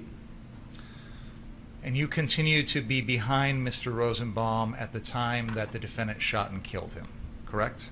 I did alter my trajectory a little bit when I saw Mr. Rittenhouse turn around and saw Mr. Rosenbaum lunging for the front portion of the rifle. Lunging. Let me stop you there. Ooh, okay, did you hear that word? Rosenbaum, and then lunging for the gun. Going to get into a lot of that here in a quick minute, but I wanted to just show you again. Here's the prosecutor doing this same tired, stupid routine. Mr. McGinnis, though, did you see Rosenbaum with an Apache attack helicopter in his back pocket, though? What was it about the situation in front of you? You said you were fixated on it. What was it about the situation in front of you that focused your attention? Well, there were we were running very quickly, number one, so I was just by virtue of the fact that I was running, I was focused on that. But also, I knew, having seen Mr. Rittenhouse earlier and just using my eyes at that time, that he was armed. And also, there was a bag that was thrown by Mr. Rosenbaum, and so clearly there was something about to happen, so I was paying attention to that. Did you ever Here it is. see a weapon on Mr. Rosenbaum? I did not. Never saw a gun on Mr. Rosenbaum? I did not. Never saw him have a knife? Nope. Never saw him have a club or a bat or a chain or anything like that? I just saw the bag that was thrown. That was it. So No Apache attack helicopter either. Prosecutor doing the same thing. Didn't see anything. Just the bag that was thrown at him. And, you know, I saw Mr. Peter over there on YouTube saying that I'm cherry picking the trial as we're going through this. And my friend, this is the government's witness. This is their witness. This is the testimony that he gave. I'm not trying to cherry pick anything to defend Kyle. It's their witness. We're going to go through a lot more of the direct exam than we are the cross exam. This is Binger asking him questions. This is his witness. And the guy's not really helping him all that much. Here's where he picks up. McGinnis is talking about the chase, following the chase. Okay, the chase is the language that Prosecutor Binger even uses, talking about Rosenbaum presumably chasing Rittenhouse. Prosecutors using this language. And Rosenbaum was the one doing the chasing. But we know that there was some language that was being thrown out there. And here is what McGinnis had to say about it. I think there's a content warning here. So if the F-bomb concerns you in the middle of murder trial coverage, earmuff time, here it is. As the chase is occurring in the car source parking lot, did you hear, and again, I want you to go back to that moment. Yes. We've seen other videos, we've heard other videos, so we have hindsight. But in that moment, as you are following the chase behind Mr. Rosenbaum, behind Mr. Rittenhouse, did you hear Mr. Rosenbaum say anything? There was a FU. And at the time in that instance, you know, my recollection of it the night of, it was really hard for me to decipher, you know, whether that was who yelled that. After seeing the footage, it's very clear to me who yelled it. Okay. Very clear who yelled it. And now Binger goes into this after the fact. He's like, well, but you only know now because you watched the video now, and you know it was Rosenbaum now, but you didn't know it was Rosenbaum then, did you? Well, no. I mean, I heard it, but couldn't tell exactly who it was. But of course, now I know it. And Binger didn't like that answer, and so they spent a lot of time digging into that. Now, this is where things started to get very squirrely here, and I want to go through this with some detail, because what happened is, as I mentioned at the start of this segment, the start of the program, what often happens in defense attorney with criminal cases is you use somebody's prior interview to impeach them. And typically what you'll do is you'll do this with police officers, right? An officer will write a report and it'll say, so-and-so, you know, A punched B in the face, C saw it, and D called 911. Okay, so you've got your sequence of events. Then 6 months later, trial happens, and in trial, the police officer says, well, actually, C said that she called 911, and D said that they were the people who witnessed the whole thing, and everything got twisted and topsy-turvied. And so now you bring back your prior interview to draw out these prior inconsistent statements. Typically, you do this with somebody who is not your witness, somebody who is adversarial to you, somebody you've already interviewed, and you can say, yeah, I know you say that now in court, but you didn't say that 6 months ago, did you? So you would use that when you're cross-examining somebody else, when they're an adversarial, hostile witness. But Thomas Binger, prosecutor of the Stars, is going to be doing that in this case. He calls up his own witness and says, you described Rosenbaum falling forward, right? Maybe. So they're going to spend all this time in the world talking about falling versus lunging. Was Rosenbaum already like leaning forward, collapsing to the ground because he tripped and fell on something? Or was he lunging to go get the gun out of Kyle Rittenhouse's case? If he was falling and Kyle Rittenhouse shot him, well, in addition to being a racist, neo-Nazi, insurrectionist murderer, well, he also was shooting a falling man right in the chest, right in the back, right as he was already falling. So therefore, self-defense wouldn't apply because he was not being attacked. It wasn't an assault. It wasn't an ambush. He just tripped, dang it. Don't you hate when that happens? And so he tripped, and it was a fall. And apparently, Richard McGinnis used this language in an interview with Tucker Carlson. So Thomas Binger goes and grabs this interview and hauls it into court today to sort of impeach his own witness with prior inconsistent statements, to make his own witness look less credible on the stand. To say, well, you testified here today, X, Y, and Z, but that's not what you said 6 months ago. So were you lying then, or are you lying now? prosecution, it's their witness. It's their case. They called this person. They didn't have to call him. They didn't have to charge Rittenhouse in the first place, but they did. And this is their case. This is how they're handling it. This is what it sounded like today. Is it fair to say, if I'm understanding your testimony correctly, that when the defendant shot Mr. Rosenbaum was already falling forward? His moment, I wouldn't say falling, I would say his momentum was definitely going forward. It's not clear, to me whether he would have, fallen if, the shots hadn't been fired, but certainly his momentum was in the forward direction, and also his hands were out in front of his feet, such that, his center of gravity was beyond where his feet were. You gave an interview in which you characterized this incident as the defendant shooting Mr. Rosenbaum while Mr. Rosenbaum was falling. Do you recall saying that in an interview? There were 4 shots, so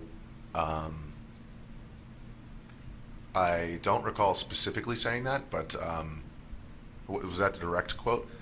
Let's put it up on the screen. There's Kyle. All right, so they go through this. So you heard him. You remember when you said that he was falling? I don't think I'd say that. I think that he was like lunging, not falling. He didn't trip over a shoelace there, Binger. And Binger says, "Oh, liar, my lying witness that I called. I've got a secret interview of you where you said he was falling." And I swear, folks, he played the Tucker Carlson interview today in court. He played it. He played the whole thing. Now, we're going to play it again after this in a minute, because he plays it again. He says, oh, you did say falling. Cue it back up. But before we get there, he says, I think what I said on Tucker was kind of consistent with what I'm saying here. So I don't even know what you're talking about there, Binger. Here it is. Video here. You are telling Fox News, Tucker Carlson, that the defendant shot Mr. Rosenbaum as Mr. Rosenbaum was falling forward. Correct? Yeah, it's unclear to me because the shots were so quick whether the shots are the reason why he because he lunged and then the shot was fired as he was lunging, so it was like I guess perhaps it was the shots that caused him to then, rather than stopping himself, just fall flat. That's not what you just said. Let's play this back about 20 seconds, please. Oh, liar. Oh. So here they play it. Here it is. He pulls it up on YouTube on Fox. For the barrel of the rifle, and he was that close to him. And Rittenhouse actually took the barrel of the rifle and just dodged around. And at that point, as Rosenbaum was falling forward, he fired quickly 4 shots into Rosenbaum. Your interview 3 days after this incident says that Mr. Rosenbaum was already falling forward when the defendant used the gun and discharged the shots. I don't see why that's inconsistent with what I'm saying right now. He was lunging, falling. I would use those as synonymous terms in this situation because basically, he threw his momentum towards the weapon, and when the weapon wasn't there, his momentum was continuing, and that's the point at which he fired. So if you use the word falling or lunging, it was his momentum was going forward, and that's the point at which he fired the shots. Okay, so this gets squirrely, and this is squirrely, folks. Like, this is not a common thing that happens. Okay, think about what happened in the Derek Chauvin case. I know many of you were with us on this channel when we talked about this. This would be like the government prosecutors in that case calling that respiratory doctor who came in and came out with all the diagrams and all the statements and all that. I was there. Here's what I studied. And they say, yeah, but isn't it true that you're an idiot because you also wrote a book that says the opposite of what you're saying here today? You would never do that. It's your witness. It's like your best friend up there. You want to coach them through this. You want to help them along. You want to make them look as credible as can be. They're the star of your show. You need them to make the case. You need them to prove the elements of the offense.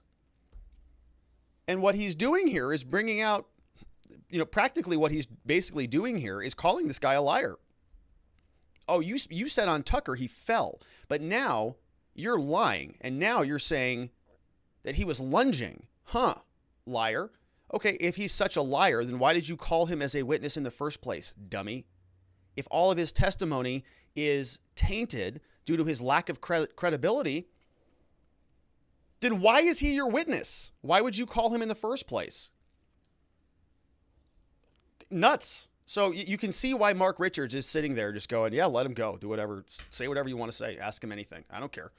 Ask him whatever you want, because he knows what McGinnis is going to say, and he knows his prosecutor is grasping for, let it go, right? If your enemy is destroying themselves, step out of the way. Don't get in the way. You just let it go. Keep going. Have a free-for-all. That's basically what this is looking like. So they're fighting over this word. Listen to this. Watch how dumb this is. They are fighting over this word, falling versus lunging or assaulting or whatever. And so now McGinnis is going to get very irritated about this because they're spending a lot of time on this word that, for all intents and purposes, as far as McGinnis is concerned, doesn't matter. It's irrelevant. So then prosecutor is not letting him get away with this. So he's like driving this point home. And then McGinnis starts to get snappy about this. Says, all right, enough already. Call it whatever you want. Then they finally take a break. Now listen to what this prosecutor says. Just call it, however you want to. Call it whatever you want, he says. So we just spend like 10 minutes in court fighting over falling versus lunging. Then the prosecutor at the end of this clip says, however you want to phrase it, just call it whatever you want. Did that happen? Here it is. Your statement in this interview and what you're telling us here today in person is that Mr. Rosenbaum was already falling forward when the defendant shot him. Is that Yes, accurate? his momentum was going forward. I don't know, this term falling, I just wouldn't use that. So I'm not going to say that because that's not what I... Whoa. You actually have said that. I'm using your I'm not words. going to say that right now because I'm clarifying. Don't comment on the witness's testimony. It's correct. It was a You can- live no, interview. no. and- You can Whoa. ask a question, but don't comment on the witness's testimony. Fair enough. At any rate, whether it's the momentum, falling, however you want to put it, Mr. Rosenbaum was in that motion Yes. Yes. before the defendant shot him. Yes. Okay. We can take a break now, Your Honor. Yes, stupid. All right, let's take a break. Folks, please don't talk about the case during the... Yeah. That's what he was saying for 20 minutes. And then he played the interview and he's impeaching his own way. And finally, the prosecutor finally gets the answer that he wanted, that the momentum was going forward. Yeah, that's what he said. He called it a lunge. He called it falling. You wanted him to say falling again. He wanted to say lunge again. You beat him over the head with it, your own witness, with his own statements from prior interviews. And then after all of that pain, after all of that exercise, that trouble, you finally conclude your line of questioning with saying, well, whatever you want to call it, he was just moving forward, basically, right? Yes, he was. Okay, we can take a break now. Folks, it hurts. It's so painful to watch this in like real time. It's like painful. So there's like 2 seconds of cross-examination. Mark Richards comes out and says, this is a good cross-examination, is talking about menacing, because Binger's out there talking. You use the phrase menacing. It was a really menacing situation. And of course, they want to make it look like Kyle Rittenhouse is this menacing maniac who is out there like a lunatic running around with a assault rifle. And Mark Richards comes back out. That's not really what you meant by menacing, is it there, Mr. McGinnis?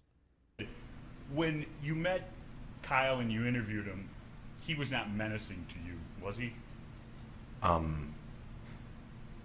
Beyond that he had a weapon, no. Okay. So what was menacing was the weapon. When I said menacing in that context, it was the situation that was menacing, which is a number of armed individuals. And specifically in that instance, I was most nervous about the individuals on the roof because I couldn't see them. So it was just more concerning to me because at least, the folks on the ground, I could see them. Okay. And Kyle was one of the ones on the ground. Yes. And the interview which Mr. Binger took from and referred to the menacing word was you being interviewed by a Kyle Horton, and that interview was 26 minutes long, correct? Mm-hmm. And you used the word menacing once. I guess so. You went through it. So I'll take your word for it, but I don't recall saying it another time. Okay. Okay, so that's it. So pretty easy to see what he's doing there. He's just trying to, add some meat around the skeleton. And this is exactly what Thomas Binger has been doing this entire trial. Finds something, pulls it out of context, typically asks a dumb question of his own witnesses, who then provide some pretty damning context for his case, not for Rittenhouse's case. But the same type of thing happened here. Pulls out one quote from McGinnis, menacing, and then makes that the basis of his entire cross-exam. As I said, if you can't pound the facts, pound the table. And so that's exactly what he's doing. And so what Mark Richards does is he just comes back out. It was like one word out of 26 minutes, and you weren't talking about Kyle Rittenhouse. You're talking about the war zone that took place on the 24th and 25th in August of Kenosha, Wisconsin, right? Yeah, exactly right. Okay, well, that's it. No further questions. Why? Because Thomas Binger basically did the entire direct exam for the defense. It was basically a defense witness, as far as I can tell.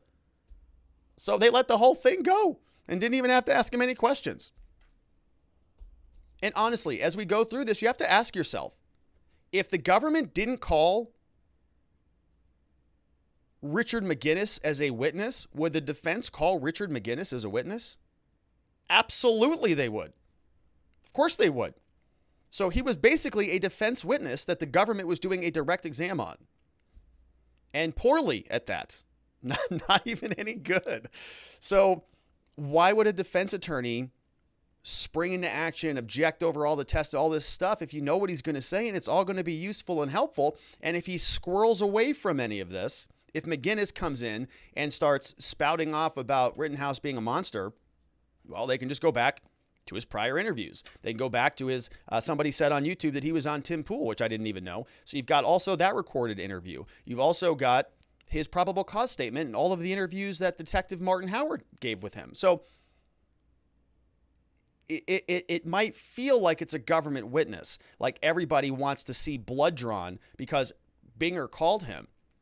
But this was a defense witness, as far as I can tell. Everything that came out of his mouth was pretty much in favor of the defense. And this came back on redirect. And this just shows you, this is, again, direct exam, cross-examination, redirect. Binger continues to dig the hole even deeper for himself, comes back out and says, so all your opinions about Rosenbaum, those are basically guesswork. You don't even know what you're talking about, do you? Even though I called you to the stand, I'm going to come back out here and basically impugn your credibility, say you don't know anything about any of this stuff. And what do you have to say about that? So you didn't know anything about what Rosenbaum was actually doing, do you? Well, he says, well, I know enough. Here's how that went down. At any point, did you hear Mr. Rosenbaum say anything about the defendant's gun? I did not know. He never said, I want your gun, I'm going to take your gun, give me your gun, I'm going to steal your gun, anything along those lines? I didn't hear anything like that, no. And you've already established that after the shooting, Mr. Rosenbaum never says a word, correct? Correct. You don't know, as you sit here today, what Mr. Rosenbaum was thinking, do you? You mean at the time of the shooting? Yes. Or at any point in his life. I mean, you have no idea what Mr. Rosenbaum was ever thinking at any point in his life. You have never been inside his head. You never met him before. You don't know. I've never exchanged words with him, if that's what your question is. So your interpretation of what he was trying to do or what he was intending to do or anything along those lines is complete guesswork, isn't it? Content. Well, he said, fuck you, and then he reached for the weapon. Okay. Let's talk. So it's pretty clear. He had a gun and he said F you in front of everybody, and we all heard that. So I can't tell you exactly what was going on in his state of mind, but also think you can take a wild guess there, Binger. And Binger's asking these questions. I mean, it's like, what are you doing, brother? You know what he's going to say. Why are you asking those questions? It's your witness. And my friends, I listened to the whole thing. There wasn't much good testimony there for the government other than, yeah, he was there. Kyle Rittenhouse shot somebody. It's true. All right. Let's take a look at some questions and some comments over from watchingthewatchers.locals.com. It's funny. I'm seeing sort of a theme in the YouTube comments of people saying that this is biased. I don't know what's biased about it. The witnesses are biased. It's the government called McGinnis. It's not my witness. He called them. And those questions, what does Bench, facts don't care about my analysis. Facts are what the facts are. If the government's witnesses are going to be, factually bad for the government, nothing I can do about that. I'm just playing what happened in trial today. All right, let's take a look at some questions. Watchingthewatchers.locals.com, and I see some super chats also coming in the house. Let's see.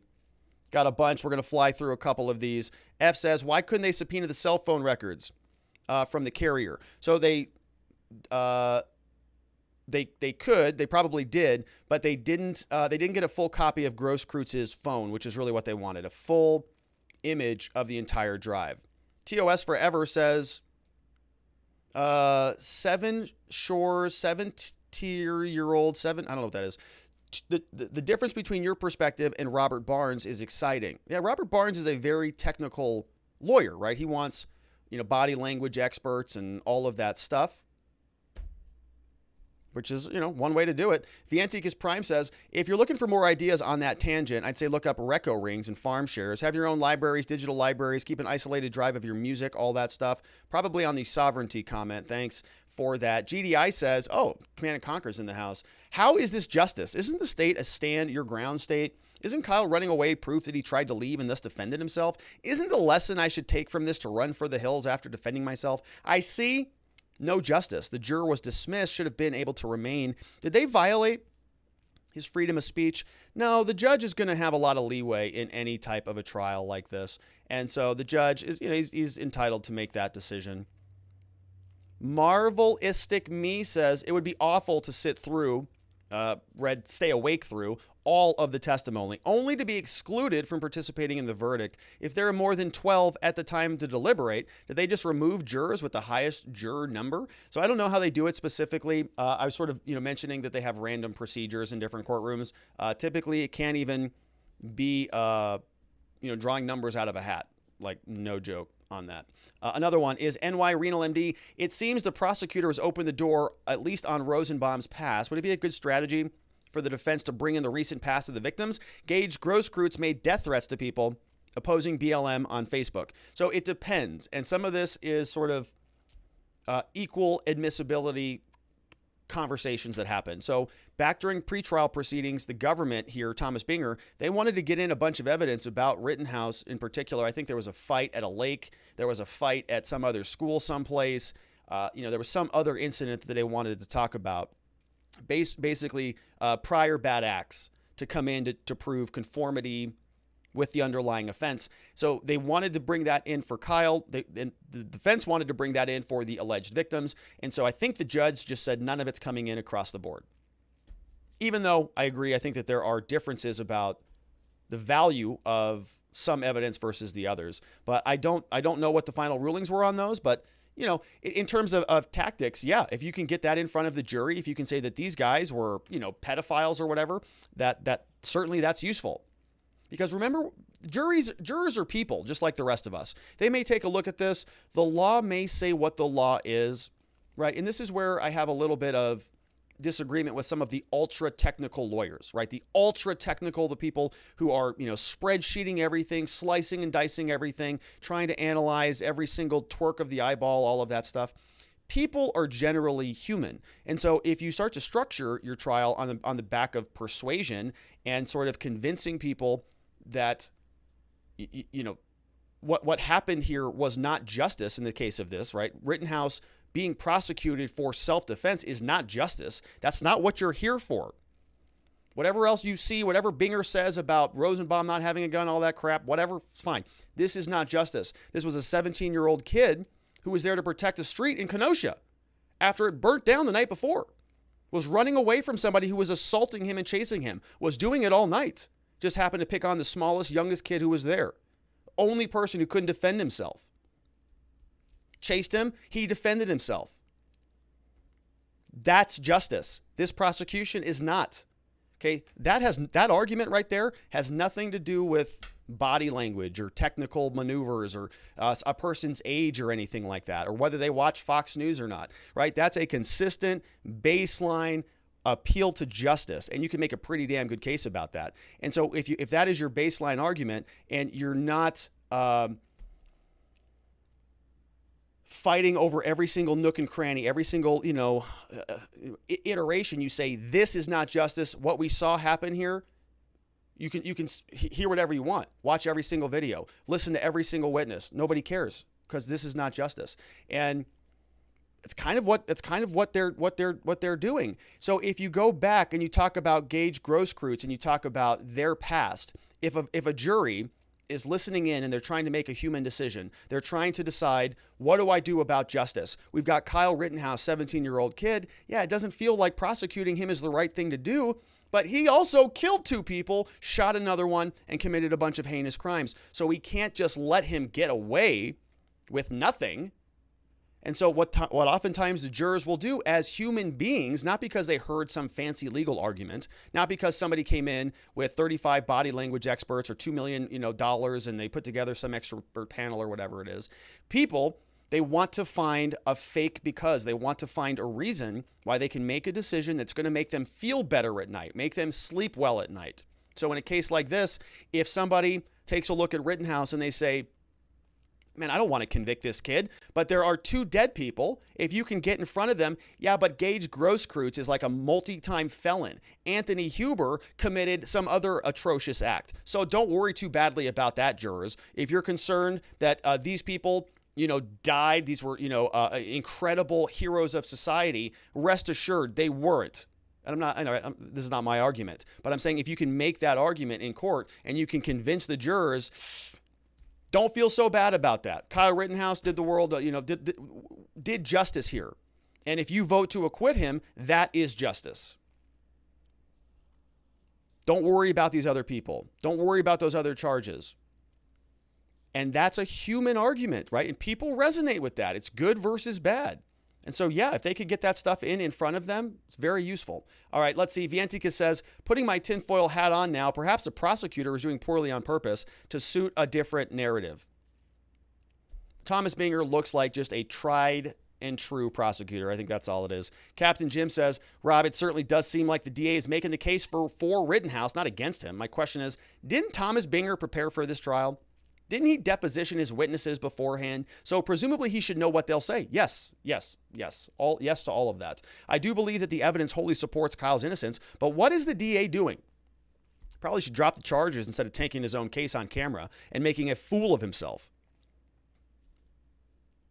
I agree with you, Captain Jim, but he could win. He could win. He could come out of this thing, right? Most juries like to convict people. Jeremy Matrita says, Rob, do you have to remember what you said a year ago, or do you get a transcript of your testimony? My children tell me all the time that I said something different a year ago. LOL. No, I never read my own transcripts. And don't make me do that either, because it probably changes. All right, I could probably impeach myself pretty aggressively, which I'm sure many people out there will do for me on some of these stories one day. Oh, I know. People get so heated about this stuff. Lil Mandy says, the ADA asked Richie a question about other people. He thought at the time we're also after Kyle at least a dozen times. I love how he never changed his answer. Also, in my opinion, his best quote was to a question about why he thought Rosenbaum was taking the gun when he didn't say the words, I'm going to take your gun. Richie said, well, he said, F you. And he grabbed it. Mic drop. Yeah, I think we played that one. I think Lil Mandy, that was the one that I played there at the very end. It was like mic drop. Well, No, Thomas, I can't read what's in his mind. I'm only a human being. I'm not the prosecutor's office that can read all of the defendant's minds. I can't do that. But I could hear what he said and what he did, and it wasn't good. Bob Ross is here. Says, okay, let's get crazy. Let's put another little happy fire right here. Oh, that's nice. A happy little fire in this happy dumpster. Oh, that's nice. Warm and cozy. I think we got us a finished painting. Signed, Thomas Binger. Painting Meltdown Kenosha. We've got another one. St. Kyle says Rosenbaum died doing what he loved, preying on underage boys. Ugh. It's not too soon. Thunder7 says, I watched a bit of the trial today. I thought I heard Rosenbaum's girlfriend is going to testify. Wow, I heard that she had a restraining order out on him that he broke that night when he came out of the hospital, who is calling her to testify. And how easily can the defense bring up a very bad criminal background of Rosenbaum? Thanks, Rob. It's from Thunder7. Why would she testify? Was she there? I guess maybe the defense could call her. So typically background of a victim, you know, if the prosecution opened the door to that somehow, like if they talked about it or it slipped through from another witness, maybe, but probably not. The judge, this stuff is called Rule 403 evidence. It's overly prejudicial. It's not probative enough, and it's too harmful. It's more harmful than it is beneficial, so the judges tend to throw that stuff out. Okay. D. Delsby says the amount of time spent on lunging versus falling forward versus falling was ridiculous today. It felt like 10 minutes or more was spent on it today. Insert all of us are now dumber for having listened to that GIF from, what is that, Billy Madison, D. Delsby? It's true. It was the dumbest segment. And the prosecutor was like, so basically after all of this, what you're saying is there was momentum going forward. I don't care what you call it. Call it falling if you want to. Call it lunging. I don't care. He goes, yeah, that's what I said. Monster1 says, my headphones died right after the bad juror got booted. I picked up during the Ritchie testimony. We'll have to watch the beginning. It was a pretty good day. A lot less video today. Yesterday was just all video all day. Very, very boring, but today was better. Mr. Scott says, the shields are breaking, Captain. I will just fire the phasers. Star Trek's in the house. Let's see. Monster1 says, hey, juror, you had one job. John says, seems like reckless endangerment is the only charge that seems plausible. Are juries more likely to vote guilty on more serious charges if they find someone guilty for lesser charges? Not sure why they would focus on McGinnis at all. It's a good question, John. I think that part of the reason why his testimony was important is because he was there. I mean, he was like right in the thick of it. Probably the person closest to the action. So he could come in and presumably talk about it. But it was also relevant, yes, because he is the victim of the crime. And when I was talking about jurors wanting to do the right thing and oftentimes finding that, kind of fake because sometimes what they'll do is they'll split this. Maybe he gets acquitted on all of the murder charges or the homicide charges or the more serious felony charges, but they want to give him something because they just don't feel comfortable leaving there without something. So maybe they give him a curfew violation or a weapons charge violation or whatever. And then that's it. Dismiss the others. Maybe he shouldn't have had a gun. Maybe he shouldn't have been there, but he was, and he used it. And self-defense applies, but you hit him with the other charges. I think one of them is a felony. Yeah, count 6 is a felony. Okay, so what? What is this judge going to sentence him to? A double Whopper? Hamburgers? Go have a hamburger with your attorney and a milkshake too while you're at it, son. Probably. All right, a couple more. Old Cat Lady says, what was in the bag? Depending what was in the bag, could it have been considered a weapon? We're going to get into a lot of that in our next segment with Ryan Balch. Monster1 says, here is the comment from yesterday. People seem fixated on the fact that Kyle may have been in illegal possession of a firearm as a reason self-defense doesn't apply. I don't buy this argument. That would mean that a person who was in felony possession of cocaine and was attacked wouldn't be able to defend themselves. Would it mean if someone broke into a drug dealer's house, they wouldn't be able to defend themselves? The answer is yes. They would be able to defend themselves. That's for Monster1.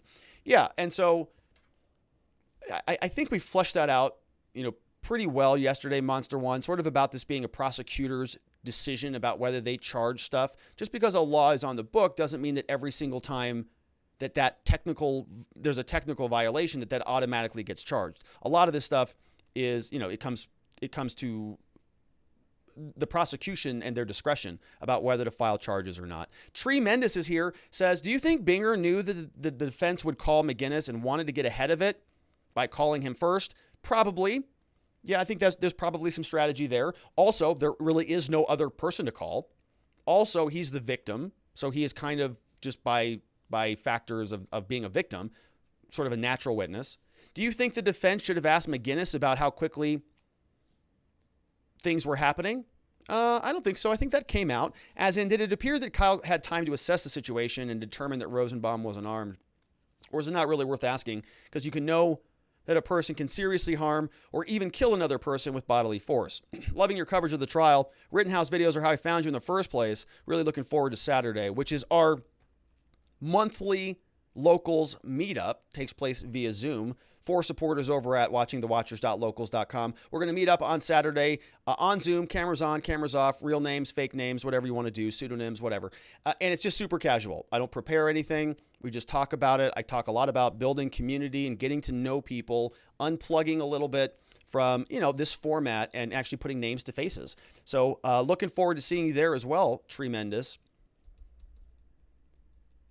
Rereading your question. I'm not so sure that they're technical questions that the defense, could have gotten into, but I don't really think that they draw out anything more.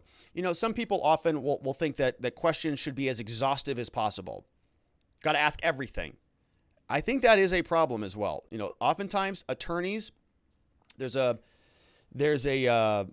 concept in law that you shut up before you say that last question, before you ask that last question. Stop it. If you think that you're going too long, you're definitely going too long. Okay, you don't need to make your point 37 different ways because the jury's going to get annoyed. They're going to get irritated. They got to hear it one time. And if you keep beating it into the ground over and over and over and over again, you might actually do more harm than good. And it's something they teach at trial colleges all across the country. Kincaid says, good evening, Rob and crew. I am baffled by the prosecution. This guy has conducted himself like a snake, yet he is doing most of the legwork for Kyle's defense. He inferred, hey, if not for Kyle, maybe things would have been worse like elsewhere. I heard Barnes is upset. Perhaps potential payouts were tied out with paying this guy. Even the whiteness's line of questioning is framed more around the chaotic violence of the evening, suggesting a reasonable explanation of Kyle's actions. Seriously, what am I missing? How could anyone be convinced of any wrongdoing? Yeah, I couldn't find the email. Left a message on your locals creators page. Okay, I'll take a look, Kincaid. I'm with you on it. I'm with you on it. Look, oftentimes when people are killed, somebody's got to get charged. So there's a reason why Kyle Rittenhouse is charged. There are dead people. So he's got to get charged and prosecuted. Doesn't mean it's the case of the century. Doesn't mean that Thomas Binger has an automatic winner on his hands. But they charged it. I don't think it's a good charge, but people are dead. So somebody's got to, sort of answer to that to some degree. And it's happening right now in a court of law. And it looks like a pretty serious self-defense case. So, Binger is a true believer. I think he's doing what he is sort of born to do. But it's also not a good case. Thunder7 says, when a football player lunges to try to catch a ball and misses, he usually falls down. Binger is a complete moron if he actually believes the jury thinks Rosenbaum fell and then Kyle shot him. It's obvious that Rosenbaum was reaching for Kyle's guns, and jurors are not dumb. I hope you're right about that. Monster1 says, what's the fixation on if he had an attack helicopter or chain or a pool cue? Does it really matter? If Rosenbaum is chasing Rittenhouse with the intention of doing bodily harm, does it mean Rittenhouse can't defend himself? That's Thomas Binger's argument. Let's see what YouTube has for us over here. AJ says, I think the prosecution is calling the defense friendly witnesses first to discredit them before the defense can use them. Yeah, that's an interesting comment. And probably, what other witnesses do they have? Who else can they call? Not many other people. Kind of the end of the line. Which begs, why did they charge the case in the first place? Probably a political decision because this happened in 2020 in the middle of the summer of unrest when Donald Trump, the most racist person that anybody in the media has ever seen, ever live, ever, was president. And so it's sort of, it got started, and so they got to finish it now. William Martinez says, have you seen Liberty Counsel's lawsuit versus the mandates? No, I have not. 400-page lawsuit, preliminary injunction in a hearing on the 15th in Florida, citing the EUA and religious freedom, as well as a failed mandate in 2002 anthrax EUA. Oh, no, let me write that down. Liberty Counsel. Liberty Counsel. I'll take a look at that, William Martinez. Thank you for sending that over. I'm queuing a bunch of stuff up to get through after Rittenhouse, but we're only Rittenhouse here for the foreseeable future, which is 2 weeks. It'll go by quick. This trial's moving fast. Zach Young says, if Kyle is found not guilty, does the guy who gets shot in the arm get charged with attempted murder? No, he won't, because it's prosecutorial discretion. They just get to decide. Binger's not going to turn around and just say, oh, now we're going to charge you, because he's already been making the case that he's a victim. So it's not as mechanical as a lot of people think. It's sort of like a light switch. Like it's either Gage Grosskreutz or Kyle Rittenhouse. A prosecutor looked at this. The DA's office looked and said, nope, Rittenhouse is the problem. So they decided that that's how they were going to charge, and they're not going to flip it around the other way. All right, Trooper said, can't wait for your cameo tomorrow. Even if you can't drop in on Nick, you'd still Attorney Tom, we talked about that one. Zach Young saw that one. William Martinez, AJ says, got that one. Let's see. Valentino says, what's the difference legally between what Binger did with McGinnis and treating the witness as hostile? As a layman, seems very close to it. Essentially, that's essentially what it was. Basically, what we're talking about is the distinction between during a direct exam, when you're calling your own witness, when Binger calls McGinnis, it's his witness. And so the way that the way that direct examination works typically is it's very open-ended. Binger says, McGinnis, tell me what happened. And he did that. Walking around, capturing footage, got thrown out of the court building, blah, blah, blah. Open-ended questions. During a cross-examination, you can ask leading questions. That's where you're guiding them through the process. Oh, isn't it true that you saw Rosenbaum hiding behind the car? Yes. It's also true that Rosenbaum said F you, isn't it? Yes, it is. And it's also true that Rosenbaum, okay, you're guiding them through, you want very short, coordinated responses. And so when a witness sort of does not work with you during a direct examination, you can flip that and then sort of be granted permission to use a cross-examination type of technique with somebody who you might ordinarily not be able to use that with. That's really all that it is about. Let's see. A couple other questions. Oh, that was on YouTube. K Bean says, Rob, I watched the trial today. You got the highlights. Thanks for cherry picking. You're welcome. Happy to do it, K Bean. I think you're being facetious, but that's what we got today. Unheard PFL says, people keep claiming he should have not been there with a gun. Neither should have the protesters burning cars, or am I wrong? I think you're right about that. And we're going to hear from Balch, who says that in his opinion, Kyle Rittenhouse had every right to be there, just like everybody else did. Law enforcement wasn't imposing any curfew violations. And this is a situation where nobody got charged with crimes for that, as far as we can tell. Unheard of says, Sliding Edge says, thoughts on Nate, the lawyers asserting perhaps the witnesses today was the prosecution getting the bad content out early so they can put forth their case. I don't know what else. I don't know what their case is. I mean, who else do they have? Who's going to come out and testify? I don't know. I mean, other protesters, presumably, right? Let's just think about this, just even from the boots on the ground perspective. Who was on the ground that day? People like Kyle Rittenhouse, people not like Kyle Rittenhouse. So what we've heard from are from all the people kind of like Kyle Rittenhouse. You've got McGinnis, Daily Caller, although we had Washington, who we couldn't really tell one way or the other. And so he was sort of a neutral person. He was observing the protest. He was a live streamer, but not a protester. He's observing it. Doesn't have much bad to say about Rittenhouse. Has some problematic things to say about Rosenbaum, so more or less neutral. But every prosecution witness that is sort of in the Kyle Rittenhouse camp is going to be all beneficial to Kyle Rittenhouse. And McGinnis, the closest person to the entire altercation, backs up Kyle. So who else are they going to bring in? It's going to have to be somebody from the other bucket. It's going to have to be people who are part of the protester, rioter category, and they're not going to make great witnesses. I'm not sure. I mean, there's a lot of different thoughts on this. I think, honestly, it's bad prosecution and it's a bad case. And so they're just trying to do what they can with, terrible facts. That's from Sliding Edge. Mandalore Wise 01 says, starting with social media detective up to the last witness, I'm open to believing that the prosecution strategy here is simply waste as much time as he can to bore and irritate the jury. Defendant needs to object at least a bit, just to kind of throw him off. Yeah, I can see that, Mandalore. There were some times I'm like, yeah, you can object on that, but by and large, Mark Richards was just letting it go. He objected maybe 2 or 3 times today, if I was keeping count. Yeah, it's a good point. It's very loose. But again, folks, this whole courtroom is very loose. This judge is extremely loose. So you got to remember, good attorneys kind of find the frequencies, right? If Mark Richards and Corey Chirafisi were in federal court, they would not be lounging over the bench like this, right? Mark Richards would not be sitting here like, hey, what up? It's a loose court, playing Jeopardy and stuff. You saw even how jury selection was. Very loose.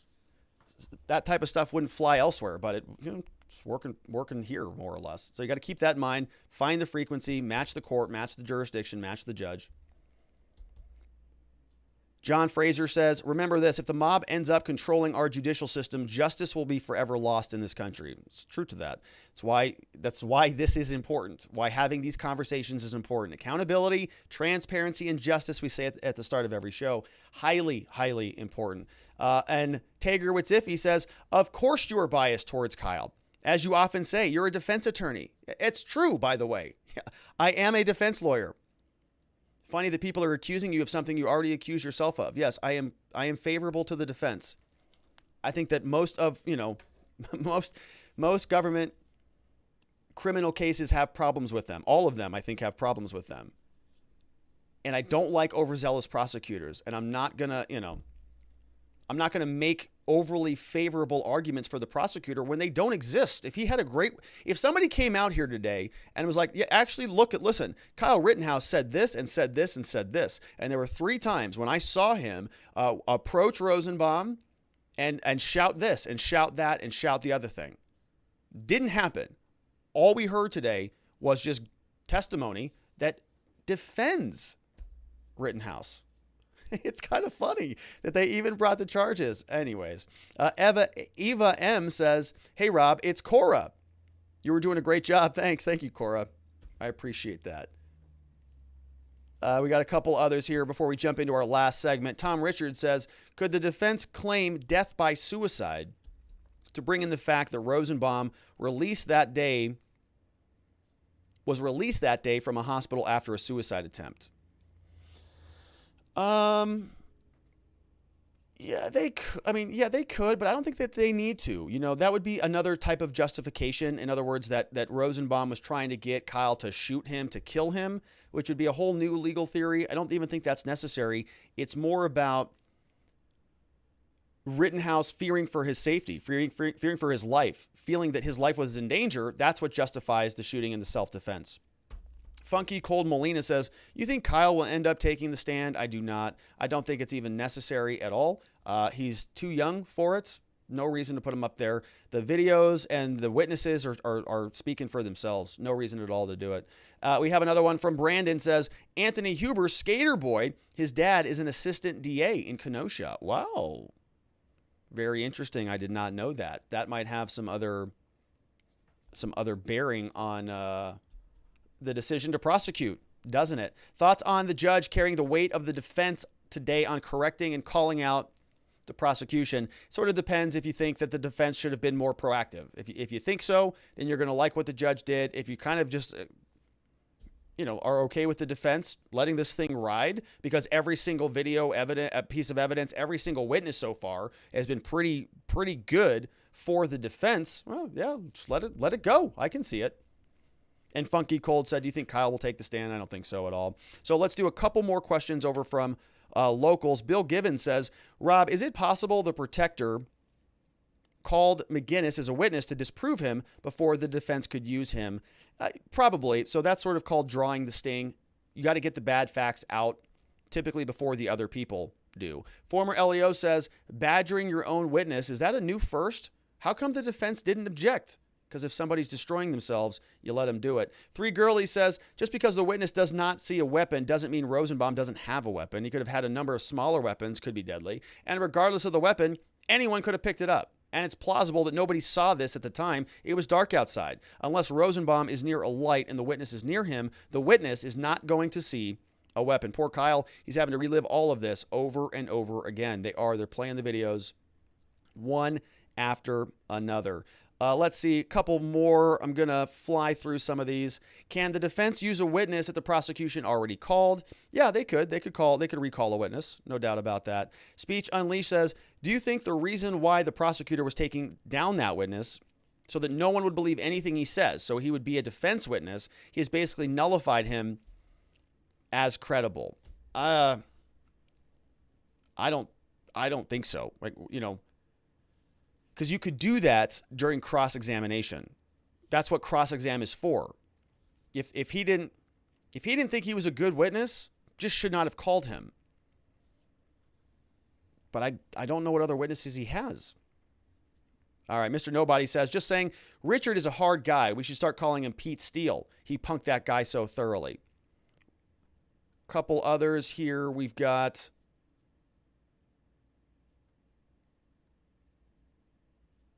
All right, this is a big one. Let's read this. Are the possible lies from Kyle, like age or unsure EMT status, going to be a problem for the defense? I am a paramedic. I know that there is a difference between a lifeguard, BLS, and EMT. Has anyone verified his credentials? Do you think that Kyle's trigger and muzzle control in the face of extreme stress will help him when it is fully brought up in court? Not many people would at his age have control to see threats versus non-threats. Many of us would have seen everyone as a threat after being on the ground. For a civilian use of force self-defense, a prosecutor alluded to specific rules for deadly force. With Richie's testimony about the attackers lunging for the weapon, presumably to use against Kyle or another, will that meet the burden? Ricada and his guests were speaking today about two things. One, is it possible with your experience that the prosecution will not meet the burden of proof before the defense even has to present their case? And two, is it possible that the prosecution is putting the least favorable witnesses on the stand early so testimony fades, better witnesses stays in the minds because they are latter? So, yeah, I mean, yes, it is all possible. Yes, they could do that. But again, these are good witnesses. This was McGinnis who was standing right there. So if they bring in another witness who, and there's also 17 videos or 21 videos that have all been admitted. So if all of those videos show what happened, then I don't know what a witness who comes in and provides a conflicting narrative, what benefit that does to the government's case. Okay, the government is bringing in witnesses. If they bring in somebody else that tells a different story, then that undermines the credibility of their entire case, doesn't it? Because now you have the government themselves, right? It's basically a not guilty right there. If the government comes in and they say, listen, we think you murdered somebody. This guy says that you did it out of cold blood. This guy says you did it out of self-defense. We think that they're both essentially credible. We're going to put them both on the stand. We got both their statements. Even McGinnis, we think he's so credible, he's even a victim in this case. And now we've got a conflict. But jurors, we're going to put them both right in front of you, and you're going to have to make a decision. Do you believe McGinnis that we heard today, or do you believe somebody else who's going to come in tomorrow, who's going to be one of these better witnesses that they're saving for later, who's going to come in and say the exact opposite of McGinnis? That the government is going to put both of these people in front of the jury and then ask the jury to find him guilty beyond a reasonable doubt. Are you kidding me? You just gave him reasonable doubt right on a silver platter. You said McGinnis said this, our other witness said this. They're opposite. You don't know who to believe. Beyond a reasonable doubt is pretty much obvious doubt right there. It's clearly doubt.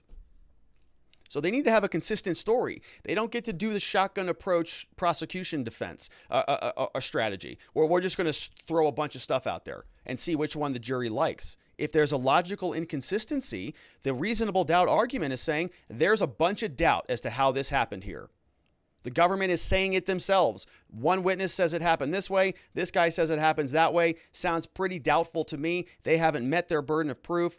End of the case. Everything else is dismissed. So, yes, they might bring in better witnesses, but if they have a conflicting story, so who cares? Then you impeach them, and the jury gets to make a decision. And if the prosecution delivers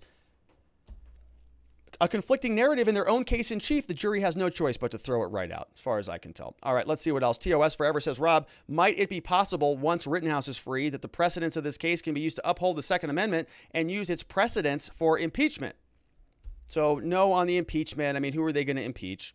And number two, on the Second Amendment, you know, yes, it might be persuasive. This is not a Supreme Court case. This is not going to reset, you know, law jurisprudence throughout the country. But certainly in Kenosha, right, it's good precedence there. But it's not going to impact, you know, gun rights cases in Arizona, for example. Be Brave says, enjoying the insanity of this trial. I saw McGinnis on Tim Pool. He was very careful in what he said and appeared honest. Same as on the stand. Yeah, I liked him. He seemed like a credible guy.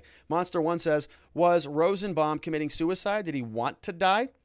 Don't know. Don't know about that one. Let's see another one here. I finally became a supporter. Awesome. Welcome. Should have done it during Chauvin. Also, if you look back at when the prosecutor played the video, he started right after he was saying gun. So the witness did actually talk about it. Go play the YouTube video of the Tucker interview. I'm glad you made it. Sorry you didn't drop your name in there. Next time, let me know who you are. Shout out. I'm Not Gas says, so this Barnes thing. Not to disparage him, but possibly the defense just sent him away because they simply felt like they didn't need to pay for all of his experts when it's such an easy case to win on its face. I mean, hell, at this point, they could let the prosecution win the case for them. Yeah, I mean, yes. There's some truth to that, I think. I mean, the defense could just go have lunch. Every single witness that comes out said Rosenbaum was a lunatic. Kyle Rittenhouse was running away. He said, you know, and we're going to get into more of that.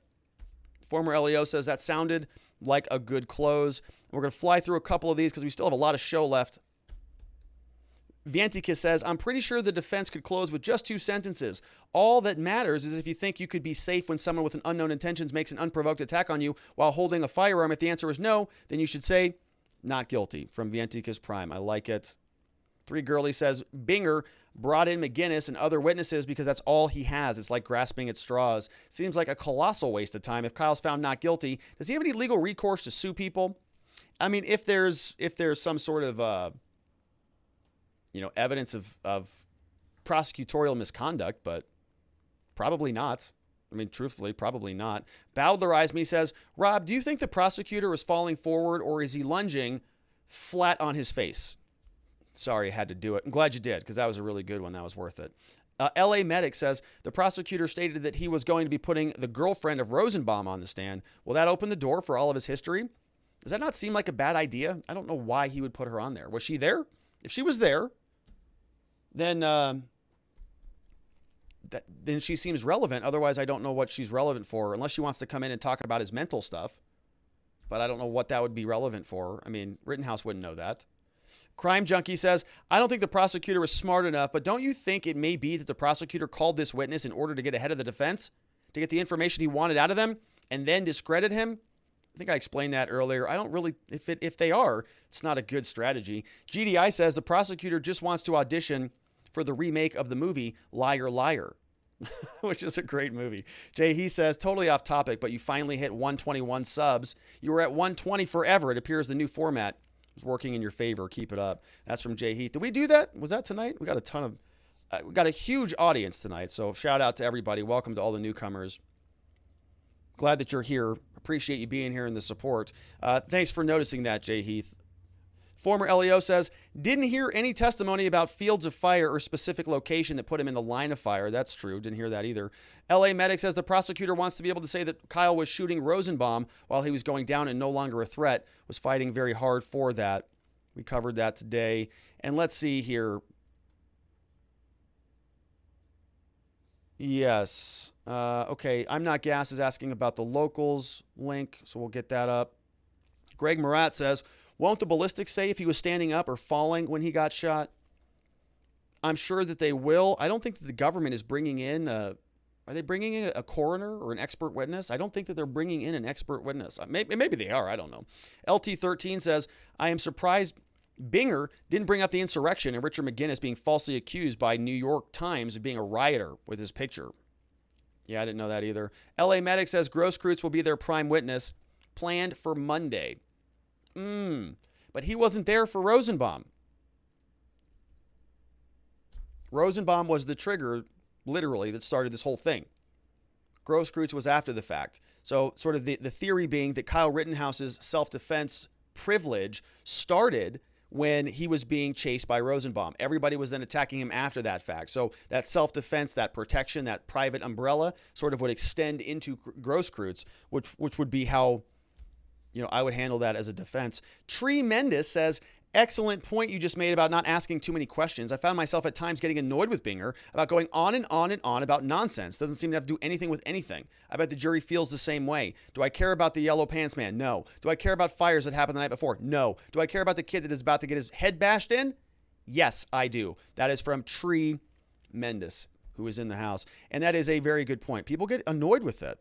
Matthew says, how many people portray this case as extremely important for self-defense in the U.S.? Will the outcome have an effect on how other self-defense cases are decided? So I think that in the minds of the public, right? Yes, it will. And people are going to have, these images sort of hard-coded in how they operate themselves. So I think it's important for those reasons. That being said, in terms of legal precedents, whether this is going to be dispositive, is this decision going to impact gun laws across the country a month from now, once we have a verdict? No, it will not. Now, if Rittenhouse is convicted and it's, yes, that's a problem. His defense team will appeal this. Then it's going to work its way up through the circuit courts. Something like this, theoretically, depending on what happens in the trial, could land up on the Supreme Court.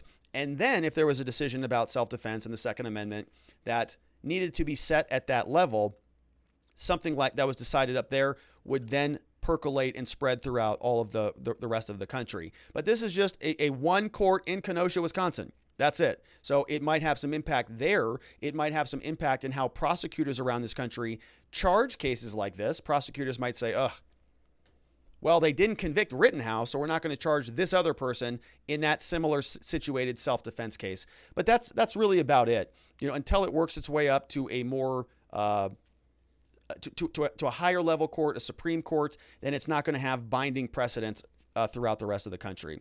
We still have a full segment left. C. Rose says, Rob, isn't it an unwritten rule of evidence to not ask a question you don't already know the answer to? Yeah, it's like the rule. I asked you on day 1 if you thought Binger was doing a good job. Do you still feel the same on day 4? You can't cherry pick when Binger doesn't know what a cherry is. I'm trying not to cherry pick on this case. Like that, those were the interesting bits of testimony today. Binger, when he's not talking about what we clipped about, he's talking about random nonsense that doesn't matter. So watch the full testimony. If you think that there was a zinger there that made the government's case, I'm open to it. If I'm missing something, tell me which ones I missed from Binger, but I don't think I did. I don't think he's doing a good job. I think he's doing a terrible job. I think that this case is factually a disaster for the government. I mean, if I can be so candid about it, every single witness, we're going to hear from the last one today, did them no favors. And Binger has a lot of the long pauses that come out. He asks a question, gets an answer he doesn't like, and doesn't really know where to go from there. Captain Jim says, your lounging, yo, what's up? Should be a lit show intro. should be a show. So this deal, the yo judge, I'm courting it up today. Rittenhouse over there. We're defending, we're fighting for justice in a court of law. Captain Jim. All right, a couple more. GDI says the prosecutor was auditioning. I already saw that one. Monster One says, remember the scene from My Cousin Vinny when he's interviewing his girlfriend? Vinny asked the judge for permission to treat her as a hostile witness. The judge gives him a funny look and says, she's your witness. Yeah, which is kind of what was happening today. Yeah, do whatever you want. It's your witness.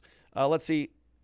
The guy that fired the first shot in the air and that was known to be with Rosenbaum the whole night, is he going to be a witness? Probably. I think his name was Zeminkis, something like that. Lil Mandy says Richie also got in that Kyle was backed into a corner and the man tried to take the gun he had pointed away from him. Perfectly laid out for self-defense. I also saw that. Don't know if I captured that clip. Chairman of the board says, I heard Barnes say if someone grabs a weapon someone else is holding, or I suppose tries to, that person is no longer considered unarmed, even if they were unarmed prior to that moment. Is that true? Seems like it would also affect the Ahmaud Arbery case. Chairman of the board. So I don't know what Barnes is referencing, and I don't know of a black and white rule like that. Like if somebody, is touching a gun, it's now their gun. I don't know. I don't know. I don't know where that might come from. But, generally what you're talking about is sort of a reasonable person standard. And when they were firing the weapon, were they doing so under the reasonable belief that they were, about to be killed or at risk of serious bodily injury? Something to those effects, right? If somebody, for example, came up. So anytime you get a question like this, you can just sort of play around with it mentally. If that is the rule, if someone else is holding or tries to hold that person, they're no longer their weapon, they no longer are considered unarmed. So if somebody just walks up and sort of, grabs your gun like this, you just get to shoot them since they're now in possession of a weapon? Like, no, right? You talk about whether a person is under a reasonable fear of imminent death or imminent physical injury, and then that would justify the shooting. And so, every one of these things, people are looking for an easy cut and dry rule, and it just isn't that simple. A lot of this requires, that's what we do. It's why people, spend hundreds of thousands of dollars on lawyers. Arnie B5 says, can Binger withdraw the charges and crawl under the table and cry like a baby? Well, if he had any dignity left, he would do that and save what's left of his honor, but he's not. Even though he should be. Crime Junkie Jessica is here, says, I think you're right about the media just blowing the situation out of proportion during the elections as it was beneficial. I remember hearing about Kyle being racist for a little. I thought he killed someone of another race other than white. Now that Biden is president, just like you said, they are just here because they needed to end what they started. But even if Kyle doesn't get charged, the damage was already done. Yeah, if he doesn't get convicted, yeah, he's already done. Yeah, I mean, they got their pound of flesh. They got their story that they needed to. Jay says, can you sue a prosecutor for libel or something? Prosecutor knowingly lied and slandered Kyle multiple times. Typically, no, they're going to have what's called qualified immunity. Same things that police have because they are government employees. They get special protections that you and I don't get. So they get to do more or less whatever the hell they want. I think Binger, according to Tremendous, wants to call Rosenbaum's girlfriend to say the only thing that was in the bag was toiletries. Not sure how relevant it is. Who knows what he put in the bag after he left her. And how is Kyle supposed to know what was in the bag? The other witness today already said he saw toiletries in the bag. So I bet they don't call her. So the door isn't opened about the mental hospital visit, which, surprise, surprise, the judge hasn't ruled on. Good information there, Tremendous. Thank you for that. Yeah, we're going to hear from Balch here in the next segment. We got a couple more questions, and then we'll just jump into the next segment. Finally, we got Captain Kirk says, keep asking questions, my esteemed sir. Starfleet wants to know, love your show. It's very nice. Well, thank you, Captain. And Christopher says, agreed. Binger seems to be grasping for straws when talking to the witnesses. Curious if that will change with the different witnesses. Yeah.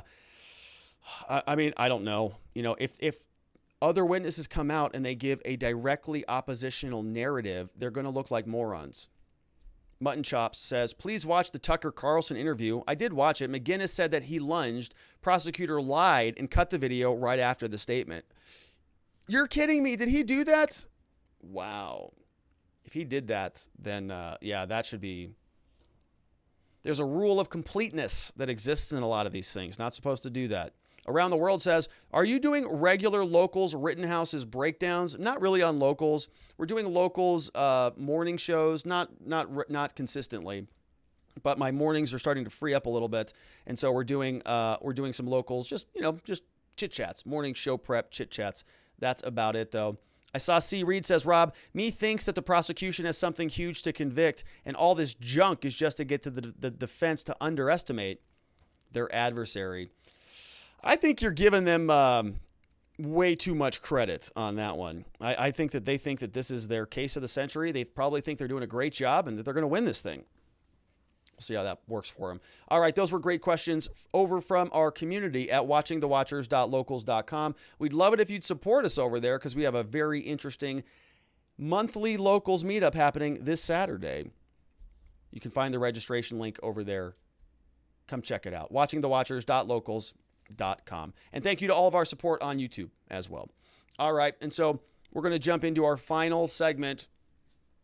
Super extra long show today, but man, there's a lot of good testimony today in the trial. So, all right, let's get into it. Who is this?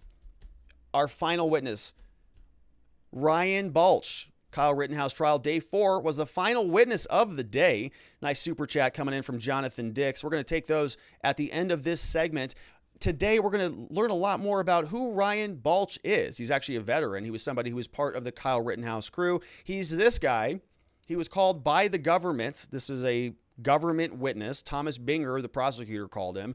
Turns out this guy was in fact a veteran, was hanging out with Kyle, kind of a mentor to him, recognized that Kyle was pretty young, and was keeping a good, close, watchful eye over him as they were sort of protecting the streets in Kenosha, Wisconsin. And so let's learn a little bit more about Ryan Balch. What was he doing there in Kenosha? What was going on that night? Why was he down there? What was his interaction and his impression of Kyle Rittenhouse? Here's what he said in court today. Rittenhouse trial, day 4. Didn't say anything else to you about himself or his qualifications or anything like that? Early on in the night, no. Is it fair to say that as the night went on, while you were on the ground in front of the 59th Street car source, the defendant was also in that proximity area? That is correct. Were there times during the evening when you would chat with him about various things? That is correct. What was your impression of the defendant? He seemed like a young and impressionable kid. I use that term kind of broadly there. Someone way younger than myself. He seemed to be really interested in what I'd done in life. When Jason Lekowski showed up, he seemed to be interested in what he had done in life. He'd explained some of the stuff he had been doing. The lifeguard, being a lifeguard, being EMT certified, stuff like that. So the defendant told you that he was a certified EMT. This is correct. And that he was 19 years old.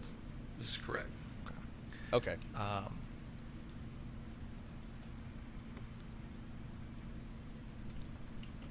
What did you... Okay, so did you see how Binger just let that meatball just hang out there for a little bit? And you see the camera too? Camera zoomed in on Kyle Rittenhouse over there. What, are you saying he said he was 19? He wasn't 19, that little liar. 17-year-old little teenage lying punk. Oh, he told you he was EMT certified too? Well, guess what? He wasn't. And you knew that, didn't you there, Ryan? Yeah, I knew it. Okay, so I guess that means he's a murderer because he lied about his age and his credentials. So he's guilty of homicide. Or he's just a liar, according to Thomas Binger. So he goes on now, and why is the prosecutor doing this? Because he wants to show that Rittenhouse was acting outside of the law. This pattern of consistently breaking the rules, took the gun from Dominic Black without his permission, went there and was in violation of curfew. There was a city law, an order there. He didn't have his mask on in addition to it, you know. He was out there and this whole thing was just flouting the rules. He also lied about it all. So Kyle Rittenhouse is just this derelict teenager, this just monster of society. Thomas Binger is getting it out of people who are part of his very own crew. So then he goes on and we talk about this, about the recklessness. Reckless is all over the charges. Reckless endangerment to multiple people. And reckless intentional homicide for Rosenbaum. So now he's talking about Kyle Rittenhouse being underprepared, underprepped, not adequately equipped to go out into such a dangerous war zone. What does that imply? That Kyle Rittenhouse is reckless. Somebody else who wasn't reckless would have been better prepared. In fact, this guy, he had body armor on. He had all sorts of other gear. Kyle Rittenhouse didn't have any of that. Here's what he said. What did you think about the defendant being there that night? He had as much right as anybody else to be there. Did it seem like he was properly equipped or prepared to be out there doing what he was doing that night? He seemed a little under-equipped, and under-experienced as well, which is one of the reasons we kind of stayed with him. When you say we stayed with him, who do you mean? Danton merged us and Colette and the female. Did you feel like you needed to keep an eye on the defendant? He seemed like it. Yes and no. I felt like, as young as he looked, and the way he was, just the general way he was carrying himself, the protesters would have seen that as a weakness and tried to exploit that. kind of like what happened, didn't it? It's kind of exactly what happened. Rosenbaum, as we're going to hear, was out there causing a lot of ruckus this entire night, but actually latched on as soon as he saw Rittenhouse. And so this gentleman obviously sounds like he's got much more control, sounds like he's got a lot more experience in the situation. Somebody's a veteran, had body armor, knows what it's like to be in a situation like this, and kind of took Kyle Rittenhouse under his wing. Said, yeah, seemed a little bit young, a little under-equipped, but, you know, nothing out of the ordinary. And he had every right to be there, just like everybody else did. And kind of sounds like that's some favorable testimony for our friend Kyle Rittenhouse. Now, an interesting story comes out when Thomas Binger asks Mr. Balch about Rittenhouse and about the defendant, the alleged victim, Rosenbaum. Says specifically, do you remember any of the two of them kind of getting together earlier in the night? Did they have any interactions that you can tell us about here today? He said, yeah, actually they did. Let me talk about it. When you describe these interactions with the people walking past, was the defendant present for any of that? He had one exchange that I saw. Who was that with? Just some random person in the crowd screamed, "Fuck you." At the defendant? Yes. How did the defendant react to that? He said, "I love you too, ma'am."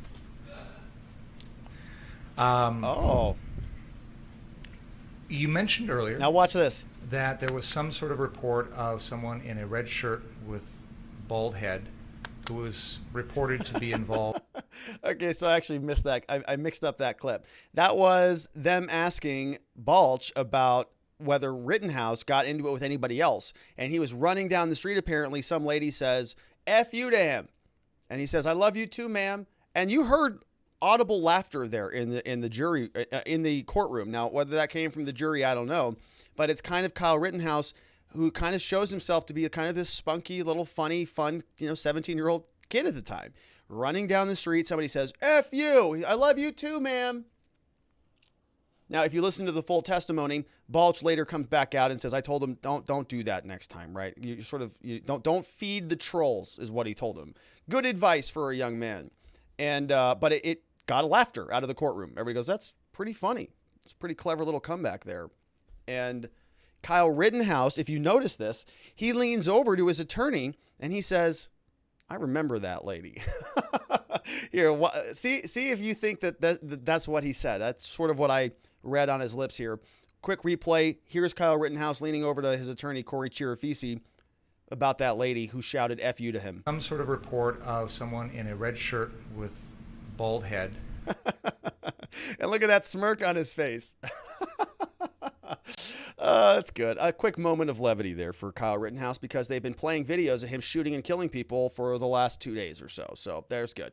Lady says F you. He gets a laugh out of it, and they get to play that for a minute for him. So that's good stuff in the trial today. Now, I remember that lady, says Kyle Rittenhouse. Let's see what else we have. Now, Rosenbaum, this is the second clip that I was prefacing earlier.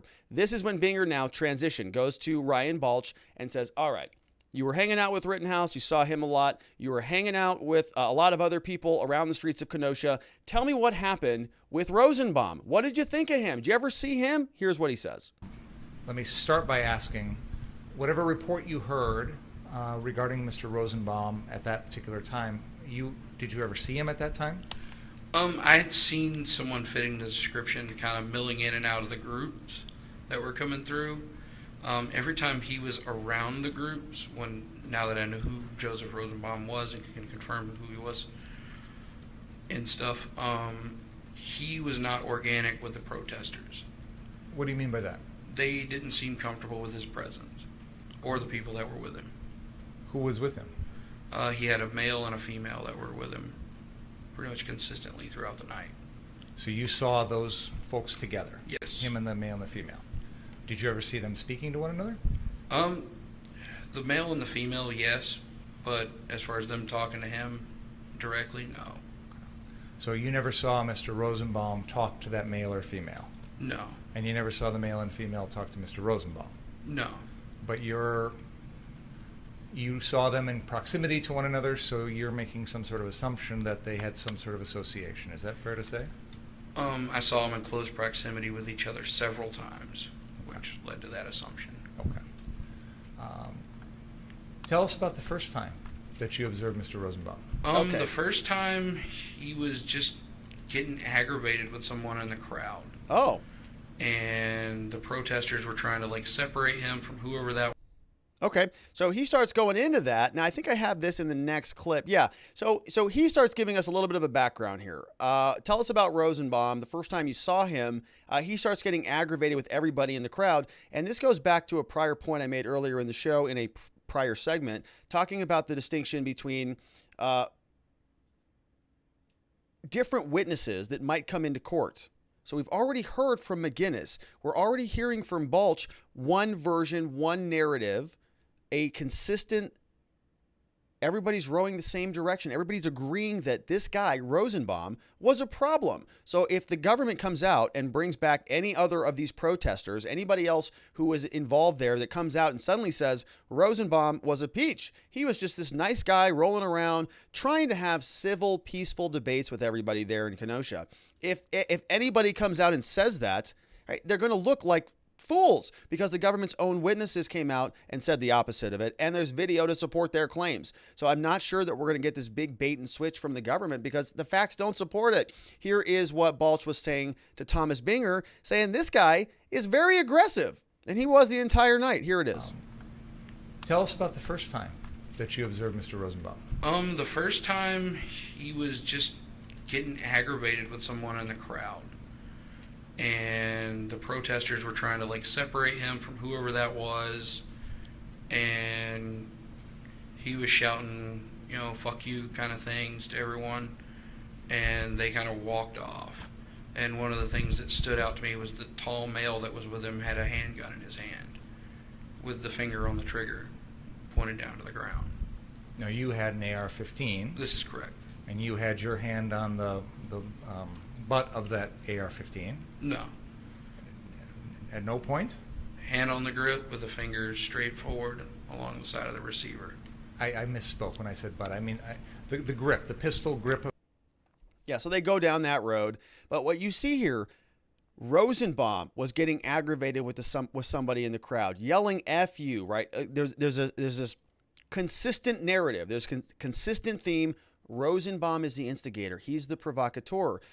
The government's case sort of hinges on the fact that Rittenhouse was the person who started it. We heard this in the opening statement from Thomas Binger. We heard it yesterday when he was doing his direct examination of Detective Martin Howard. It's been this consistent theme that Rittenhouse was chasing Rosenbaum because that is what shatters the self-defense doctrine. You can't use it if you provoke the fight. You don't get to go slap somebody in the back of the head when they turn around to hit you in the face, shoot them and drop them dead, and then suddenly claim self-defense. You started it. You deserve to get popped in the face for hitting them in the back of the head first. That has been the theme of the government's case.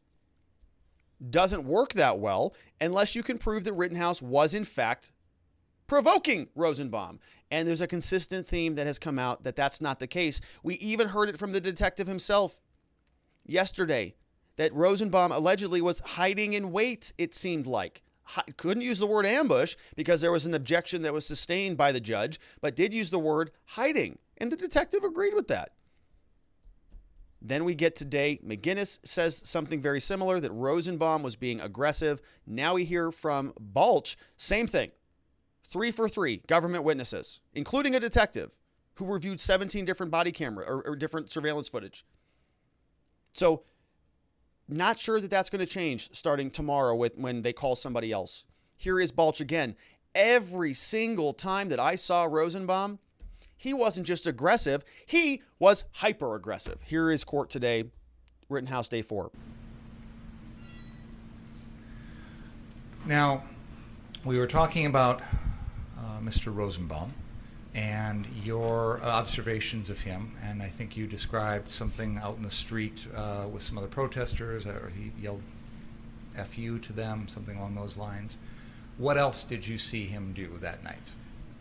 Every time I encountered Joseph Rosenbaum, he was hyper-aggressive and acting out in a violent manner.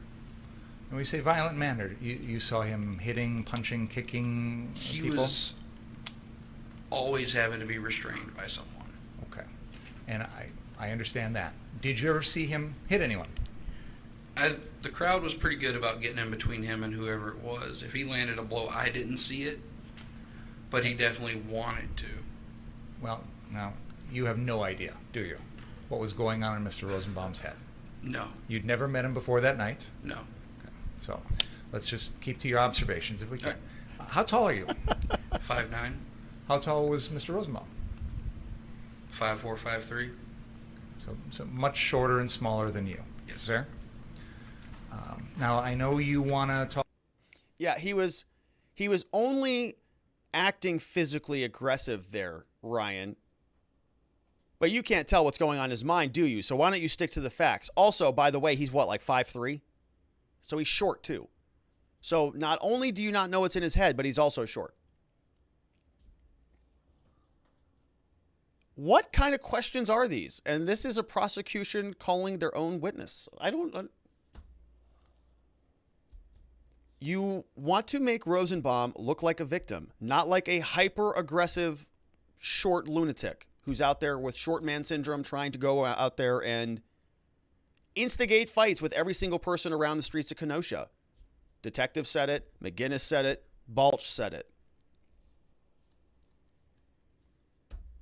Here's Binger yet again. Actually see him. Actually see him. What was that one? Now, I know you want to talk about what you believe he was intending to do, but my question to you was, did you ever actually see him hit anyone? No. Did you ever actually see him kick anyone? Here it goes again. No. Did you ever actually see him with a weapon in his hand? No. Did you ever actually see him cause any physical injury to anyone that night?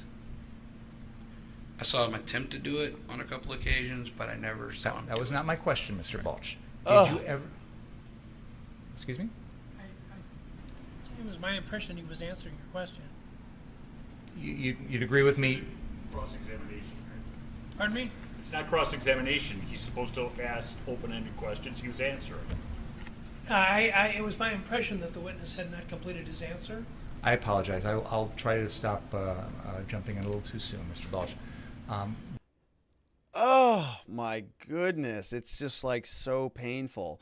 Prosecutor says again, you never saw him actually punch anybody or assault anybody or slap anybody or any of those things, right? He's doing his same list thing, his laundry list. Bazooka? No. Machete? No. Weed whacker? No. No. He didn't have a lawnmower or a baseball bat or, a beluga whale. None of those things. Relax. He didn't do any of those things. All irrelevant to the equation. Has nothing to do with anything.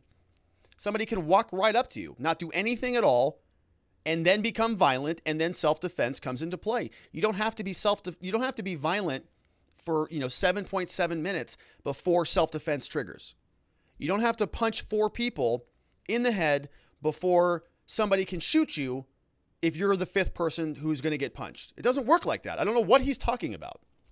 But he's just trying to show, because he's got no other arguments to make, he's just trying to show that all of these people were sort of jumping the gun on Rosenbaum. They were presuming without any merit that he was a threat, because he has to be a threat in order for you to use self-defense. You can't shoot somebody and claim self-defense if there's not a legitimate, reasonable threat. So all that Mr. Binger is trying to do here is trying to get these witnesses to say, no, I didn't see him swing a punch at somebody's forehead, but I saw him chasing him around the car after the fact. We just heard that from McGinnis. So this prosecutor, I honestly don't know what he's trying to accomplish here. I think he thinks that he's accomplishing something, but I don't think it's landing the way that he thinks it is. All of these witnesses seem to be very empathetic to Kyle Rittenhouse, even though it's true. They didn't see any of these actual physical Yes, it's true. We didn't see him with a knife or a gun or a bazooka. Got it. We also didn't see him punch or kick or maim. All true. Factually mostly irrelevant here, because we did see a bunch of the other stuff that does matter, but he's got nothing else to talk about, so he's just grasping. Let's see. This is where he's talking about, did you have any personal interactions with Rosenbaum? And if so, what happened? And here it is. It just gets worse and worse. I can't even believe it. The prosecutor is going to get his own witness to testify that Rosenbaum actually verbally threatened Rittenhouse and Balch with death. Here it is. Did you personally have any interactions with Mr. Rosenbaum? I got between him and Colette at one point, and then he threatened me and the defendant. What? The time you described where you got in between him and Dustin Collette, between Mr. Rosenbaum and Dustin Collette, was the defendant present for that? It immediately preceded him threatening me and Kyle Rittenhouse. Yeah. So was the defendant present for that? Yes. Yes. Tell us about that. Colette had stopped him from starting something on fire. There's a video of it, and Dustin Collette said something to the effect of "fuck around and find out," and I stepped in and told everybody, hey, chill out, calm down, stop doing that. I turned and had an exchange with one of the protesters, and I kind of explained to that protester, hey, I get what you're trying to do, but not this. And when I turned around, Rosenbaum was right there in front of my face, yelling and screaming, and I said, dude, back up, just chill, I don't know what your problem is. And he goes, you know what, if I catch any of you guys alone tonight, I'm going to fucking kill you. Whoa. And he said that to you? Correct. Did he say that to the defendant as well? The defendant was there, so yes. Oh my gosh. What? All right. So, look, the jury just heard that. And this guy is now making himself out to be like the only adult there, like only adult in the entire room, and says specifically, there's video of that. I went up there and he was trying to set something on fire. I think he's talking about Rosenbaum. Don't know specifically if he was or not. Think he was. Rosenbaum was trying to set something on fire. We go up and stop it. Protesters are in the area. Everybody's in each other's face. You got a big guy like this. He comes in. He says, everybody chill out. Calm down. Relax. We're not torching the rest of the city here. The only adult in the room, Rosenbaum, directly threatens him and Rittenhouse, who's standing right next to him, and says, I'm going to kill you. So I don't know what other witnesses, they can bring out here that are going to repair that damage, frankly. It's a direct threat. Now, what they're going to try to do, obviously, is try to separate this in time. How long ago was the death threat relative to when the shooting took place? But good Lord, if Rittenhouse is fleeing a person who had previously made a direct threat, if I catch you again tonight, I'm going to kill you. And then when Rosenbaum does in fact catch up with Kyle later in the night, does chase him, you kind of got two things going on there, don't you? You've got a mental state, which shows somebody wanting to attack and harm somebody else. He said it out loud. He communicated his intent. And then he took physical actions to support that later on. 2X right there. And when you talk about criminal law, you talk about mens rea and actus reus. You kind of need both those components for many criminal cases. Sounds like you got both of them right there. There's a little bit of a time distance, some separation between the two, presumably between the time that Rosenbaum said that and between the time that he was actually killed. But he said it. He indicated through his words that he intended to do something harmful to Rittenhouse, saw him an hour later, 2 hours later, or 2 minutes later, I don't know, but shortly thereafter, chasing him down the road. Rittenhouse responded. He had plenty of context there. So, all right. So now what we have is the government's witness again, confirming for us that Rosenbaum was the provocateur, was the person who actually instigated it, made direct threats to this nice guy here who just met Kyle Rittenhouse that morning, doesn't know him from anybody, met him that day, and was there keeping the peace. He didn't shoot and kill anybody. Sounds like a very reasonable guy to me. He gets called in to break the thing up, and Rosenbaum makes a direct threat. Government puts him on the stand, tells that to the jury. Morons. All right, so we have one final, I think, clip here from Binger. I think we got several others, but we got Rosenbaum here is now the topic of the conversation. Even the protesters were upset with Rosenbaum. You mentioned you had an interaction with Mr. Rosenbaum. Yes. Was that at the 59th Street location? Yes. After that, did you have any other interactions with him that night? We encountered him hit and miss throughout the night, but he never approached us again that I saw, and he tried to engage us. But you saw him around? Yes. Okay. What were your impressions of him when you saw him on those other times? No, he was in the middle of them trying to light things on fire, smashing anything he could. In general, he was just being aggressive to the other guys down at the Ultimate. The protesters were getting pretty upset with him being around. They were very quick to let us know throughout the night, hey, that guy's not with us, that guy's not with us. Don't be mad at us. And hey, we get it. We've already dealt with him before. And that was just the general vibe from him throughout the night. All right, there you go. Again, yet again. They never approached them. He'd approached us. He was always out there being aggressive, lighting things on fire. Even the protesters said, look, this guy's not with us. Okay, this guy's trouble. So even if they called in protesters as additional witnesses, what are they going to say? Rosenbaum was an angel? No, they're not going to say that. Now, couple clips here that the prosecution was, very excited about. They did the same thing that they did to McGinnis. They brought the witness up and then they beat him over the head with his own lies and his own misstatements, which is, something they could have done on cross if they thought that these were bad witnesses and if they could prove their case with other people, well, they probably would have called them, but they haven't called them yet.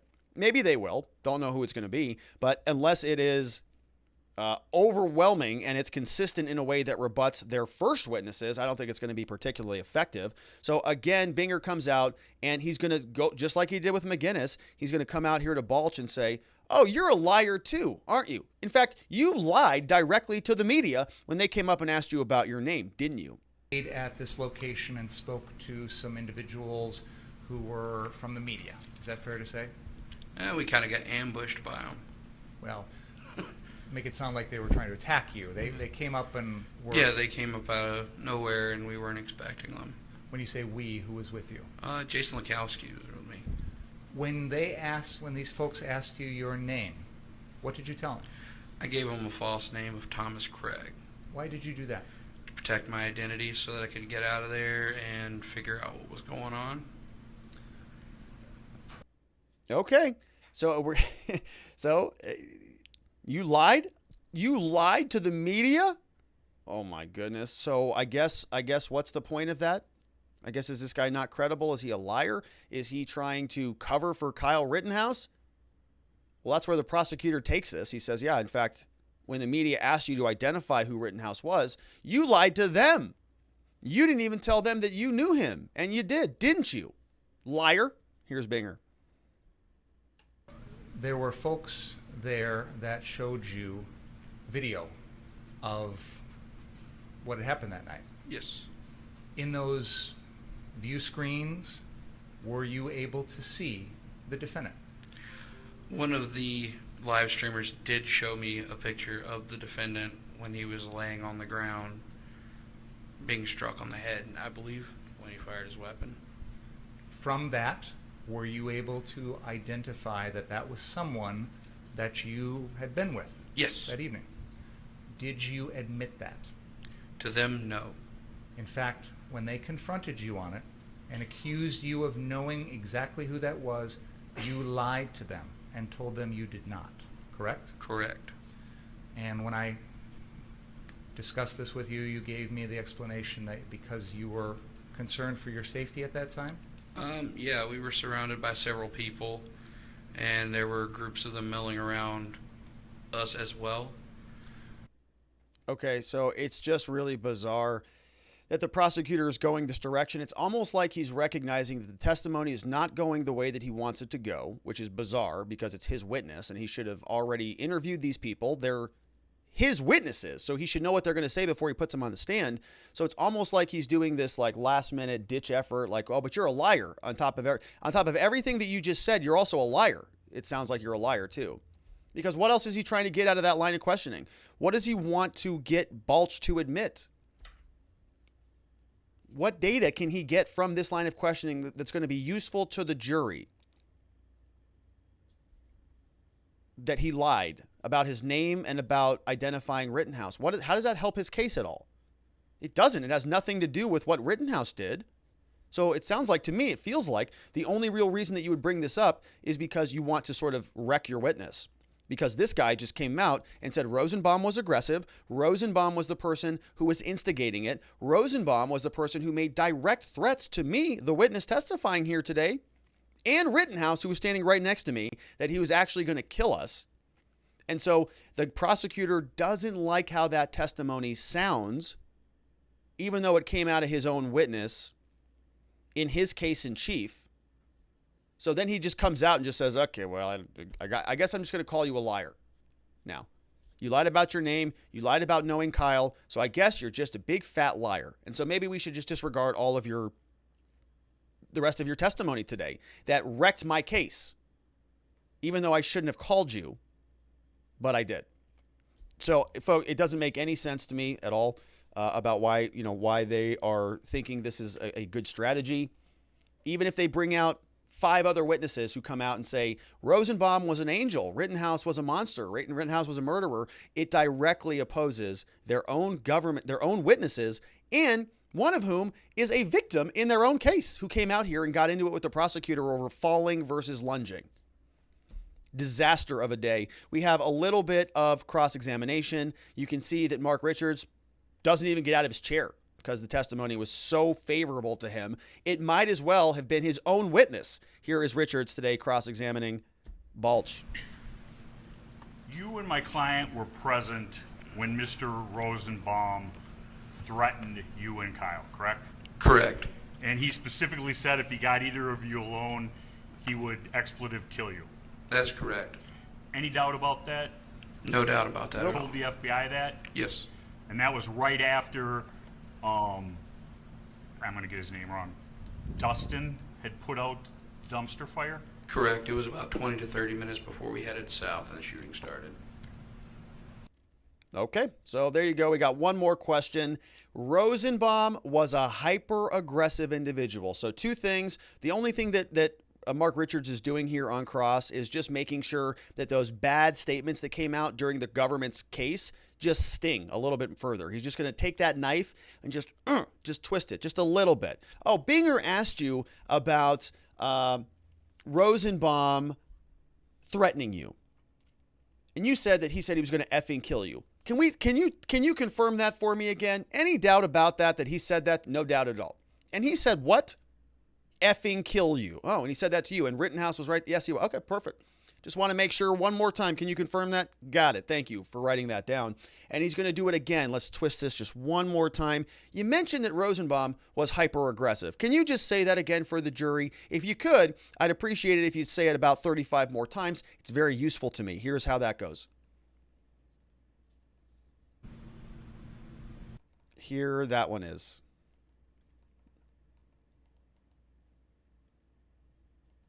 All right, well, that's not playing for whatever reason. And so let me go through. So Mark Richards came out and did that again. He said the same thing. Yes, it's all true. Rosenbaum is hyper-aggressive. He's a jerk. Everything's bad. So then we get the redirect again. Binger's supposed to come out and clean this all up for us because this guy's testimony was detrimental to their case. And here's what he says. Again, calling him just a liar. His own witness. Wild. Lying under oath today? No, they just Lying under oath today? no, they just never asked those questions. Correct me if I'm wrong, but when the FBI talks to you, they don't write out a statement for you, let you review it for accuracy and completeness, do they? No. They just ask you questions, they show up to your house unannounced, you answer the questions, they leave, and they write down what they think is important. That is correct. I have nothing further. All right, so my last clip before that one wasn't working. So Binger comes out. You're a liar. You didn't know what was in the plastic bag at all, did you? No, I didn't know what it was. none of that's true. You said it was these other things. It wasn't. None of that's true. So you're a liar, isn't it? Aren't you? Yeah, I guess so. Richards comes back out and says, did the FBI, did they like send you a copy of their report and like say, hey, do you have any additions or corrections? Anything you'd like to change in this report before they drafted it? And he says, no, of course they didn't. He said, okay, that's what I thought. So Mr. Binger, yeah, reports change because this guy fills out the details. It was an initial report, not even anything worth mentioning. And so those were great. Clips came out today. Of course, Ryan Balch just wrecking the prosecution's case. Their witness, everything that he said today was largely defensive of Kyle Rittenhouse. And so let's see what you have to say about this over from our friends at watchingthewatchers.locals.com. A lot of questions here today. Ghost Gunner says, if I had a nickel for each time I heard a couple more questions than the next segments, I would have a lawyer's salary. Started already. Sorry about that. We got a lot of questions here today. It's a live show. C. Rose says, great and entertaining show again, Rob. Thanks for all this work for us. Have a good night. Take care there, C. Rose. Thanks for being here. Monster One says, do you know the standard for self-defense in Wisconsin? In Pennsylvania, they have equal force standard, which means you cannot exert more force than your attacker. If they use fist, you can't stab. If they stab you, you can't shoot, etc. No, I don't know what it is. I think that you could probably glean it from the jury instructions, but I just don't know what it is offhand. Monster One says, in response to the people who keep saying they are saving some smoking gun, no, I think this is the best they've got. Seems like a lot of people drank the mainstream media Kool-Aid. It's a terrible case. They don't have a good case. This is it. And they shouldn't have even charged it. Thunder 7 says, so much for the woke gender fluid bull. If Kyle was a 17-year-old girl, would she have been arrested, let alone thrown in jail for months? If Kyle was trans, would they be erecting a statue in his or her honor? But because he's a white male, he's not allowed to defend his life. Screw the lunatic left. We've had enough. And if Kyle is not acquitted, could be trouble out there. Peaceful trouble. We have another one from Three Girlies says, how many people signed up for the military during World War I and World War II and lied about their ages? How many stood up away on ships to get to the fight? There are tons of people in the past that lied about their age. Does the changing of his age seem a bit irrelevant to you? I mean, it does to me. It is technically a part of the case, but not really relevant to the homicides. Teenagers flout rules all the time. People go out even if there are curfews. Yeah, even Washington did. Couldn't Binger look at Balch's testimony and figure out what is Kyle's state of mind? After all, Kyle said, I love you too, ma'am. That definitely goes to Kyle's state of mind. Doesn't this provide Binger what he was trying to prove with all the hearsay video? Now we have somebody who is physically in person telling Binger what Kyle's state of mind was. Yeah, I see what you're getting at there, Three Girlies. What you're trying to do, though, is hold Thomas Binger to a standard that isn't actually a fair standard. It was sort of a manipulation of the hearsay exclusions. He was trying to use present sense impressions and excited utterances to get in somebody else's opinion about Kyle Rittenhouse's state of mind. Not the person, not the declarant, the person saying it. In other words, the person recording the video. We could use it for their state of mind, but he doesn't know what Kyle Rittenhouse's state of mind is. So what does his statement have to do with that? Binger was being disingenuous there, or he just doesn't know what the hearsay rules are. Could have been either one of those. Kincaid says, there it is. The prosecution may have a chance with the jury. Kyle lied and took on too much, and his actions caused it all. Oh, wait. What search do you need to burn stuff down, intimidate, and act a fool? Kyle's actions and video clips suggest a kid responsible, well aware of the dangers and damage he could cause. Yes, the decision to be there was high risk. Unreasonable, though. What are the odds of a well-balanced young man not taking risks to protect his friends and stomping ground? Do you think the jury will fall for this crap? Danzig is short, and I'm glad some people in the crowd helped to contain that pervy, violent loon. That is from Kincaid. It's a good comment there. I don't think the jury is going to buy it. Short answer on that. Don't think so. Former LEO says, I was thinking about taking a road trip and maybe incorporating a crime spree during my trip. All right, well, keep my number handy there. My question is, can I submit a reservation request to have Binger be the prosecutor? Just in case the FBI is still monitoring this forum. This is sarcasm. Don't annoy Garland and start an investigation. That's from former LEO. Who's that'd be you'd have a good shot at an acquittal if Thomas Binger was your prosecutor. Three Girlies says you don't need to hit somebody in order to be aggressive. Look at road rage. People flip each other off. They drive erratically. Maybe they don't care or get out of the car. Doesn't mean that they're not aggressive or aggravated. Binger is giving me a headache. I don't know what he's smoking. It's like you it's like you lit fire on his poop and sniffing the fumes. Oh, that sounds disgusting. It's a bag of poop. He called the bag poop. Monster One says, in the worlds of Mortal Kombat, fatality, flawless victory. Kincaid says, forget everything I said. It's likely done now. LOL. Wow. Chop says, in your opinion, do Kyle's lawyers even need to present a defense? So this is a great question, actually. And somebody mentioned this earlier, and I forgot to comment on it. But at the conclusion of the government's case, if they haven't presented any evidence, like enough evidence to support the causes, you can file a motion for, basically it's called a directed verdict, a motion of acquittal, at least here in Arizona. Let's see if you can find, let me see if there's an article about this. Yeah, okay, so there is. It's right here on NOLO. So there's all sorts of different motions, judgment for acquittal. Let's see if NOLO has something here about what this means. A motion for a judgment of acquittal rests on the claim that the evidence at trial was insufficient for a conviction. In other words, the defendant argues that no reasonable jury could possibly find guilt beyond a reasonable doubt. So at the conclusion of the case, it's exactly what this is. It's a motion. It's a motion for a judgment of acquittal, and it happens when the government finishes, and you say, "Okay, look, judge, even if we didn't present a case at all, and you just heard what was presented today, no reasonable jury anywhere could possibly convict our client on that because they didn't hit the elements." Like a common example of this would be like in a case that involved,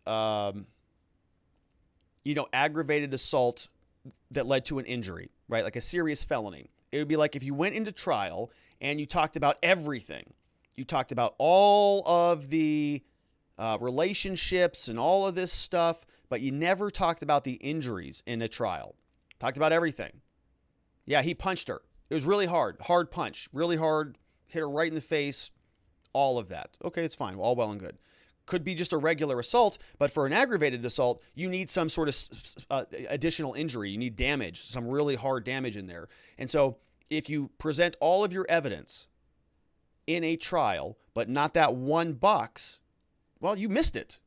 Government, sorry, can't do that. One example that I've talked about here before was a criminal traffic case where the police officer, trial came in, whole thing went down, officer came in and talked all about everything that happened. Your client did this, and he was speeding, and he was weaving in and out, and he was reckless, and all blah, blah, blah, blah. Okay, fine. All that was fine. But they never actually identified my client. They were talking about somebody with my client's name.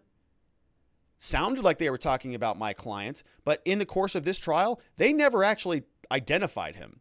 They never said that he was sitting in the courtroom, that the officer checked his ID, that the ID matched the driver in the car. The driver in the car is seated here in the courtroom. None of that. And so at the conclusion of their case, that's fine. I don't care what the hell they talked about. They could talk about somebody speeding every which way, but has nothing to do with my client. I don't know who the hell they were talking about. So the judge says, yeah, you're absolutely right. Judgment of acquittal. Because even at the conclusion of, even if they presented everything humanly possible, they still can't legally convict you. The judge can toss the case out there. So I'm not sure that that's going to happen here, because I don't think the judge is going to want to take it out of their hands, and there probably is enough to give it to the jury. But yeah, it's a good question, and it might be something, I think you're certainly going to see it. You are going to see Mark Richards and his team move at the conclusion of the case for a judgment of acquittal. It's sort of just formality, and I don't think the judge is going to grant it, but maybe. Former LEO says, don't forget about the gunshot that was fired behind Kyle, who couldn't know who fired, possibly by the chaser, about 1 second before Kyle defended himself. Yeah, that was the Zeminski gunshot. Monster One says, I wonder if people are getting it yet. The clearest case of self-defense I've ever seen. We've been saying this stuff for almost a year. Can't even count how many times I've had conversation with people who just couldn't check their bias. I know, Monster One. That's why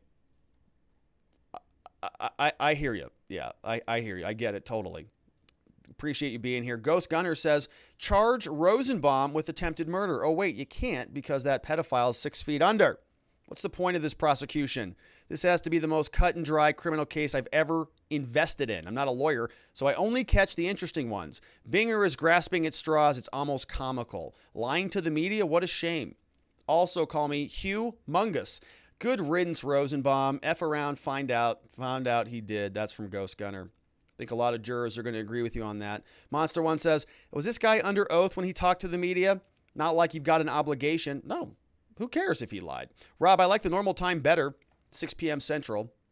Yeah, I know. I'm in a conference today. I'm in a conference today and all day tomorrow, and we don't get out until about 5:15 Arizona time, so I've got to do it later. TOS says, by showing the witnesses as liars, the prosecution can use the purpose of lying as Kyle being a part of this dishonesty and therefore lying about self-defense and having subconscious desire for conflict and shooting a person. Well, that's very clever there, TOS.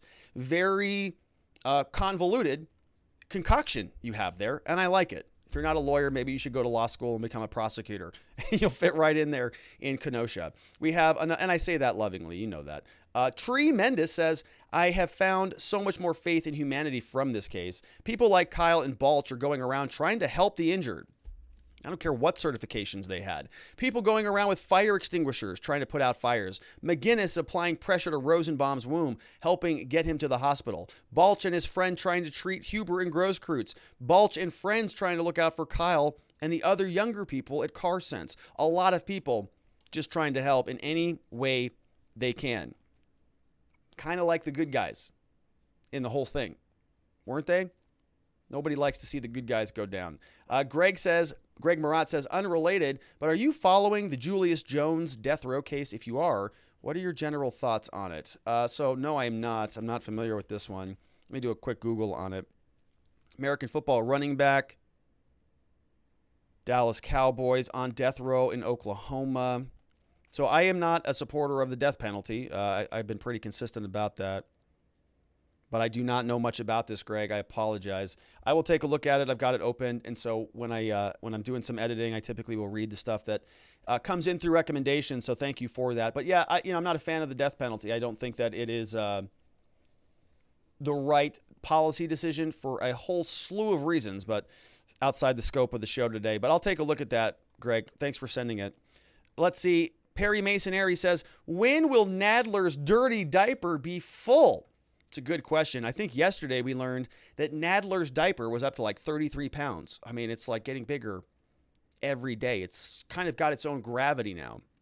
It's going to be pulling in, Fun Bags Pelosi in there into the gravity. It's going to be it's going to make Washington, D.C. even more stinky than it is currently. Nadler's dirty diaper. Oh, God. Somebody change him.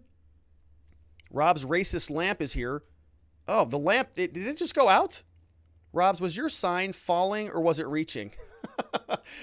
It's a good question. And first of all, I don't know. Maybe you should go back and get an interview of mine and then impeach me with it. And my lamp went off. Well, how the heck? Why did? All right. Nancy Pelosi's fun bag says, Rob, I'll trade you favors for one more session of a Dem House majority. All right. So we're going to wrap it up here in a quick minute. Last one from locals. If the defense files a motion for lack of evidence and it gets denied, can they still present a defense? Yes. Great question. So it's mostly just a formality. You come through, you file it, you say, Judge, they presented their case. Even if they presented an amazing case, you still say, this is nonsense. They didn't present any evidence. They can't even pass this motion. Judge says, yes, they did. Okay, so the answer is no.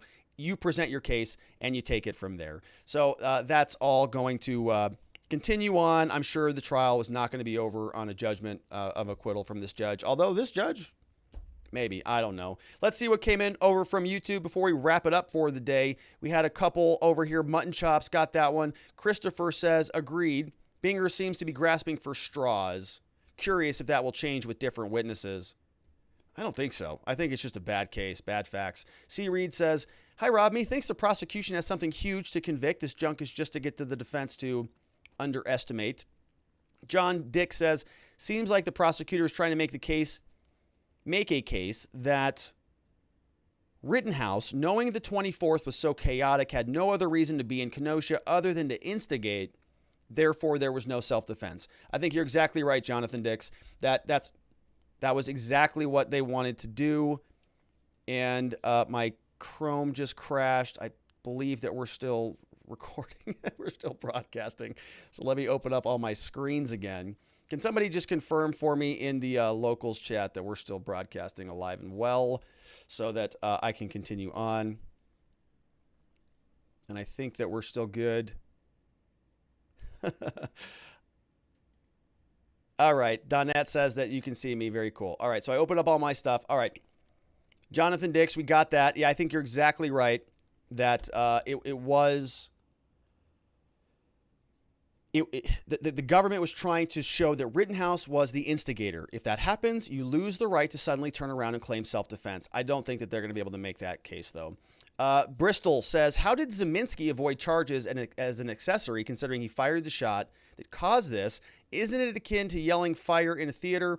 So sort of. I think that certainly he could probably be charged under a statute like, discharging a weapon. I'm sure there's some sort of criminal charge for that on the books there. I don't know what it is, but they could. But remember, as what we talked about, the government has discretion in who they charge and who they don't charge. And so here they just made a decision to go ahead and charge Rittenhouse, probably because they want to use, theoretically, Zeminski as potentially a witness. We don't know. But you have to choose. You can't charge everybody in a crime because you need other people to testify against certain people. And if you charge everybody, what happens is everybody decides, I'm going to invoke my right to remain silent.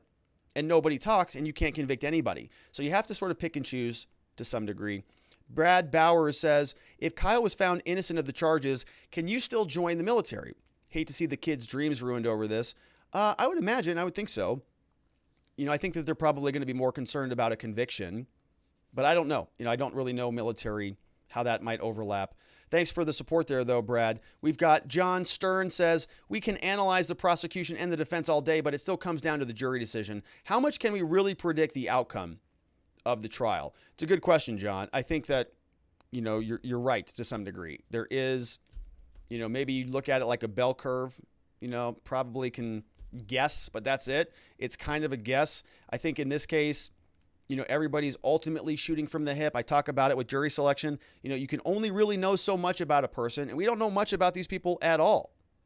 But I think the facts of the case just lead a logical, reasonable person to think that this is a pretty clear-cut case of self-defense, and you can sort of jump off from there in terms of coming to conclusions.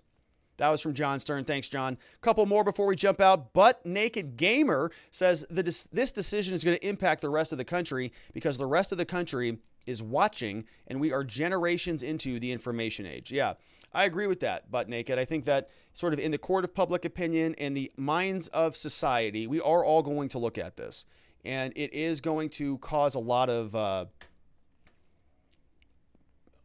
perspectives to change one way or the other, right? There's a lot of people here who think that Kyle Rittenhouse went out there and shot people in cold blood, probably going to think like that indefinitely. If he's acquitted, they're going to say a racist white kid got off with killing, innocent people who were protesting for civil rights or whatever.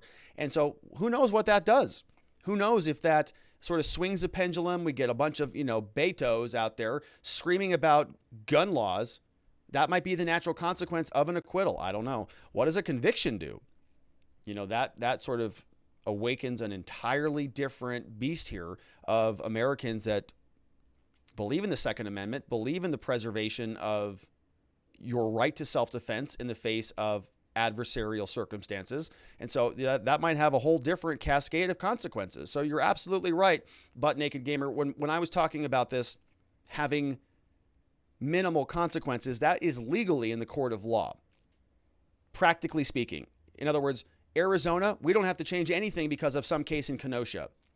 But we do if the Supreme Court mandates a change, which is what I was getting at. But yeah, the reason why we are covering this case so in depth is because of my interest in making sure that this case goes right. Because I'm a criminal defense attorney. This is a cut and dry criminal defense case. This defendant is clearly innocent, even from the government's own testimony. It's like wild. So it better go the right way. I've got a lot sort of emotionally, invested into this baby. Jacob has super chat. It says, listening to the trial today, I thought I was hearing the defense putting on its case with the witnesses. I think that a lot of people agree with you on that. It was felt like that all day. Bianca says the attorneys talked about the girlfriend regarding opening arguments. Prosecutor wanted her to testify about the contents of the bag. Defense wanted to talk about reasons for the hospital. Judge will decide. Oh, thank you for that, Bianca. Yeah, sometimes I miss those little nuances. When I'm scrubbing through, I'm looking for the big chunks that I can sort of, pull out. But sometimes I do miss the nuance there, so the details. So I appreciate that. Angela B says Rosenbaum was released from a mental ward that morning after being suicidal. His woman rejected him. Maybe he just wanted Kyle to suicide him. Yeah, maybe. Or somebody, right? Maybe. But that doesn't make it illegal to use self-defense to kill somebody who was threatening you, right? I mean, he can do whatever he wants to. He did what he did. The question is not whether Rosenbaum was doing something that society thinks is justifiable or not. It's what Kyle Rittenhouse, as a reasonable person, was experiencing right then and there under those same circumstances, and whether or not he was justified and reasonable to use self-defense. So it's all relevant, but it doesn't, I just don't think it changes the equation all that much. I think it supports Kyle, showing that this guy was unstable. He's not the caricature that Binger was trying to portray him to be. He was not this just nice guy walking around, saving children. George McNair says the apostles denied Christ also when they were in a bad place. That is true. Yeah, that is true. No doubt. Miles Braden with some super chat support also says, thoughts on the January 4th deadline for the shot. So I saw that. I saw a headline today. As I said, I was in a conference all day, and then I was sort of multitasking, scrubbing through the trial as I was listening in, and it was a sort of a field day. But I didn't see much other news of the day or spend really any time on Twitter like I normally do. But I did see that Joe Biden came out. I think the OSHA rules are going into effect at some point, so we'll be talking about that. At some point, January 4th deadline for the shot. We'll see how that goes for him. We'll get back to some of the politics as soon as the Rittenhouse trial is over. But we've also got the Ghislaine Maxwell trial. Arbery, I think, is starting its case in chief soon. So we've got a lot of justice news. But it's nice that there are some rules now being rolled out, so the other lawsuits challenging the mandates can start to fly. Looking forward to those as well. Curran Williams says, if worded well, can the defense make the case to end it? Yeah, on a judgment for acquittal and a motion for acquittal after the case in chief. I think they can. They probably will. And unless the testimony changes, they might be successful on that. So very great questions over from watchingthewatchers.locals.com. And, of course, the tremendous support over on YouTube as well. Nancy Pelosi's Fun Bags here with a final question. Says, hey, Rob, quick question about your Zoom meetup that's coming up. Are tops optional for Nancy Pelosi's Fun Bags? They are mandatory, Nancy, so please come appropriately dressed. Three Girlie says, the idea of Nadler's diaper being so full that it's falling down, and then all I can imagine is his butt crack. This is past my bedtime. Nadler's diaper. It's absolutely disgusting. It's true. It's the worst thing. Chairman of the board says, I know this will sound crazy, unrealistic, and foreign to reality, but in a perfect world, wouldn't this be how a trial would go? You put witnesses on the stand to tell the jury what they say, and if that means that the accused is innocent, so be it.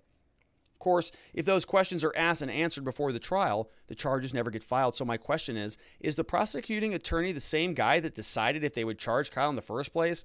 Is that how that works? It depends. Sometimes yes, sometimes no. In this small town, probably. I think when I looked up the DA's office, actually I still have this tab open. Let's look here, Chairman. We looked this up earlier because somebody was asking. This was Mike Gravely. This is the office of the district attorney. So here, you can see here, this is their whole office. We've got 1, 2, 3, 4, 5, 6, 7, 8, 9, 10, 11, 12, 13, 14 assistant DAs. And they're all assistant DAs. Typically, the way that these offices are structured, and you got Mike Gravely, who is the chief DA, office manager, victim witness coordinator. So you got victim witness specialist, administrative assistants. It's a small office. It's small, right? Not big. In Maricopa County, we've got, 1,000 employees, maybe, at our district attorney's office or our county attorney's office. 1,000. Here you're looking at multiple hundreds of prosecutors. And so in that structure, they have a sort of a lower level court called early disposition court. You've got pre-charging divisions and all sorts of different people who look at it before it works its way up into the official trial bureau, which is where it would end up in a case like this. However, here it's so small, they probably had a meeting and said, who wants to prosecute this case? And Binger probably like, oh, I do. I want to prosecute it. Put me in charge of it. And that's why we have him in there trying to, make his career on this thing. Doing a pretty poor job of it at that. That's from chairman of the board. And I think we've got one more over here. Sweet Potato says, Rob, we need prayers for Geomancy Games. They are going to the ER because chemo is kicking their butt. Love the new Showtime. Hope it sticks. It's from Sweet Potato. Thoughts and prayers for Geomancy Games. Geomancy Games is going through a sickness here. And so if you have any additional bandwidth in those prayer muscles, send some out to Geomancy Games. Sweet Potato says they're going to the ER. By the way, if you like to be on YouTube, Geomancy Games is on YouTube. That would be another nice thing you could do for him. Go look up his channel, Geomancy Games, and give him a sub, especially if you're interested in that type of content. Gaming is pretty fun. So go check that out. Now, that, my friends, is it. We had one more super chat come in on YouTube. We've got Anthony Gardez says, any idea if the fact that the mayor of Kenosha and a Maine detective being related creates a conflict of interest? So I haven't seen any of that. I haven't really spent much time looking at anything that is sort of outside of the courtroom about a lot of this, if I can be honest about this. I know there was some changes from Barnes and from the Free Kyle team. I know there's been some talks about some of the alleged victims being assistant DAs. First time I'm hearing about this detective being related to mayor. Look, I think that a lot of that is probably true, if I had to guess. Okay, all of this stuff is political. This is a very small town. I know how things work in small towns. Scottsdale is in Arizona, but it's kind of a small town relative to the greater Phoenix area. I know how things work in these places. All highly political. So it wouldn't if all of that is speculative, and I had to gamble on it, I'd say it's probably true, right? There's probably a lot of nonsense that goes on behind closed doors that you never hear about. So that was from Anthony Gardez. Nice super chat there. Thank you for that. And that, my friends, is it for us for the day. We went super deep on Greg Murat. Just got your super chat. I'll take a look at that. And Monster One says, yeah, in my hometown, there's only 2 prosecutors. So, yeah, super small towns.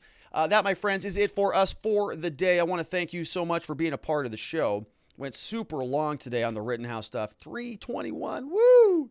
But there was a lot of good stuff to talk about. Want to remind you, if you're a supporter over at watchingthewatchers.locals.com, we appreciate that.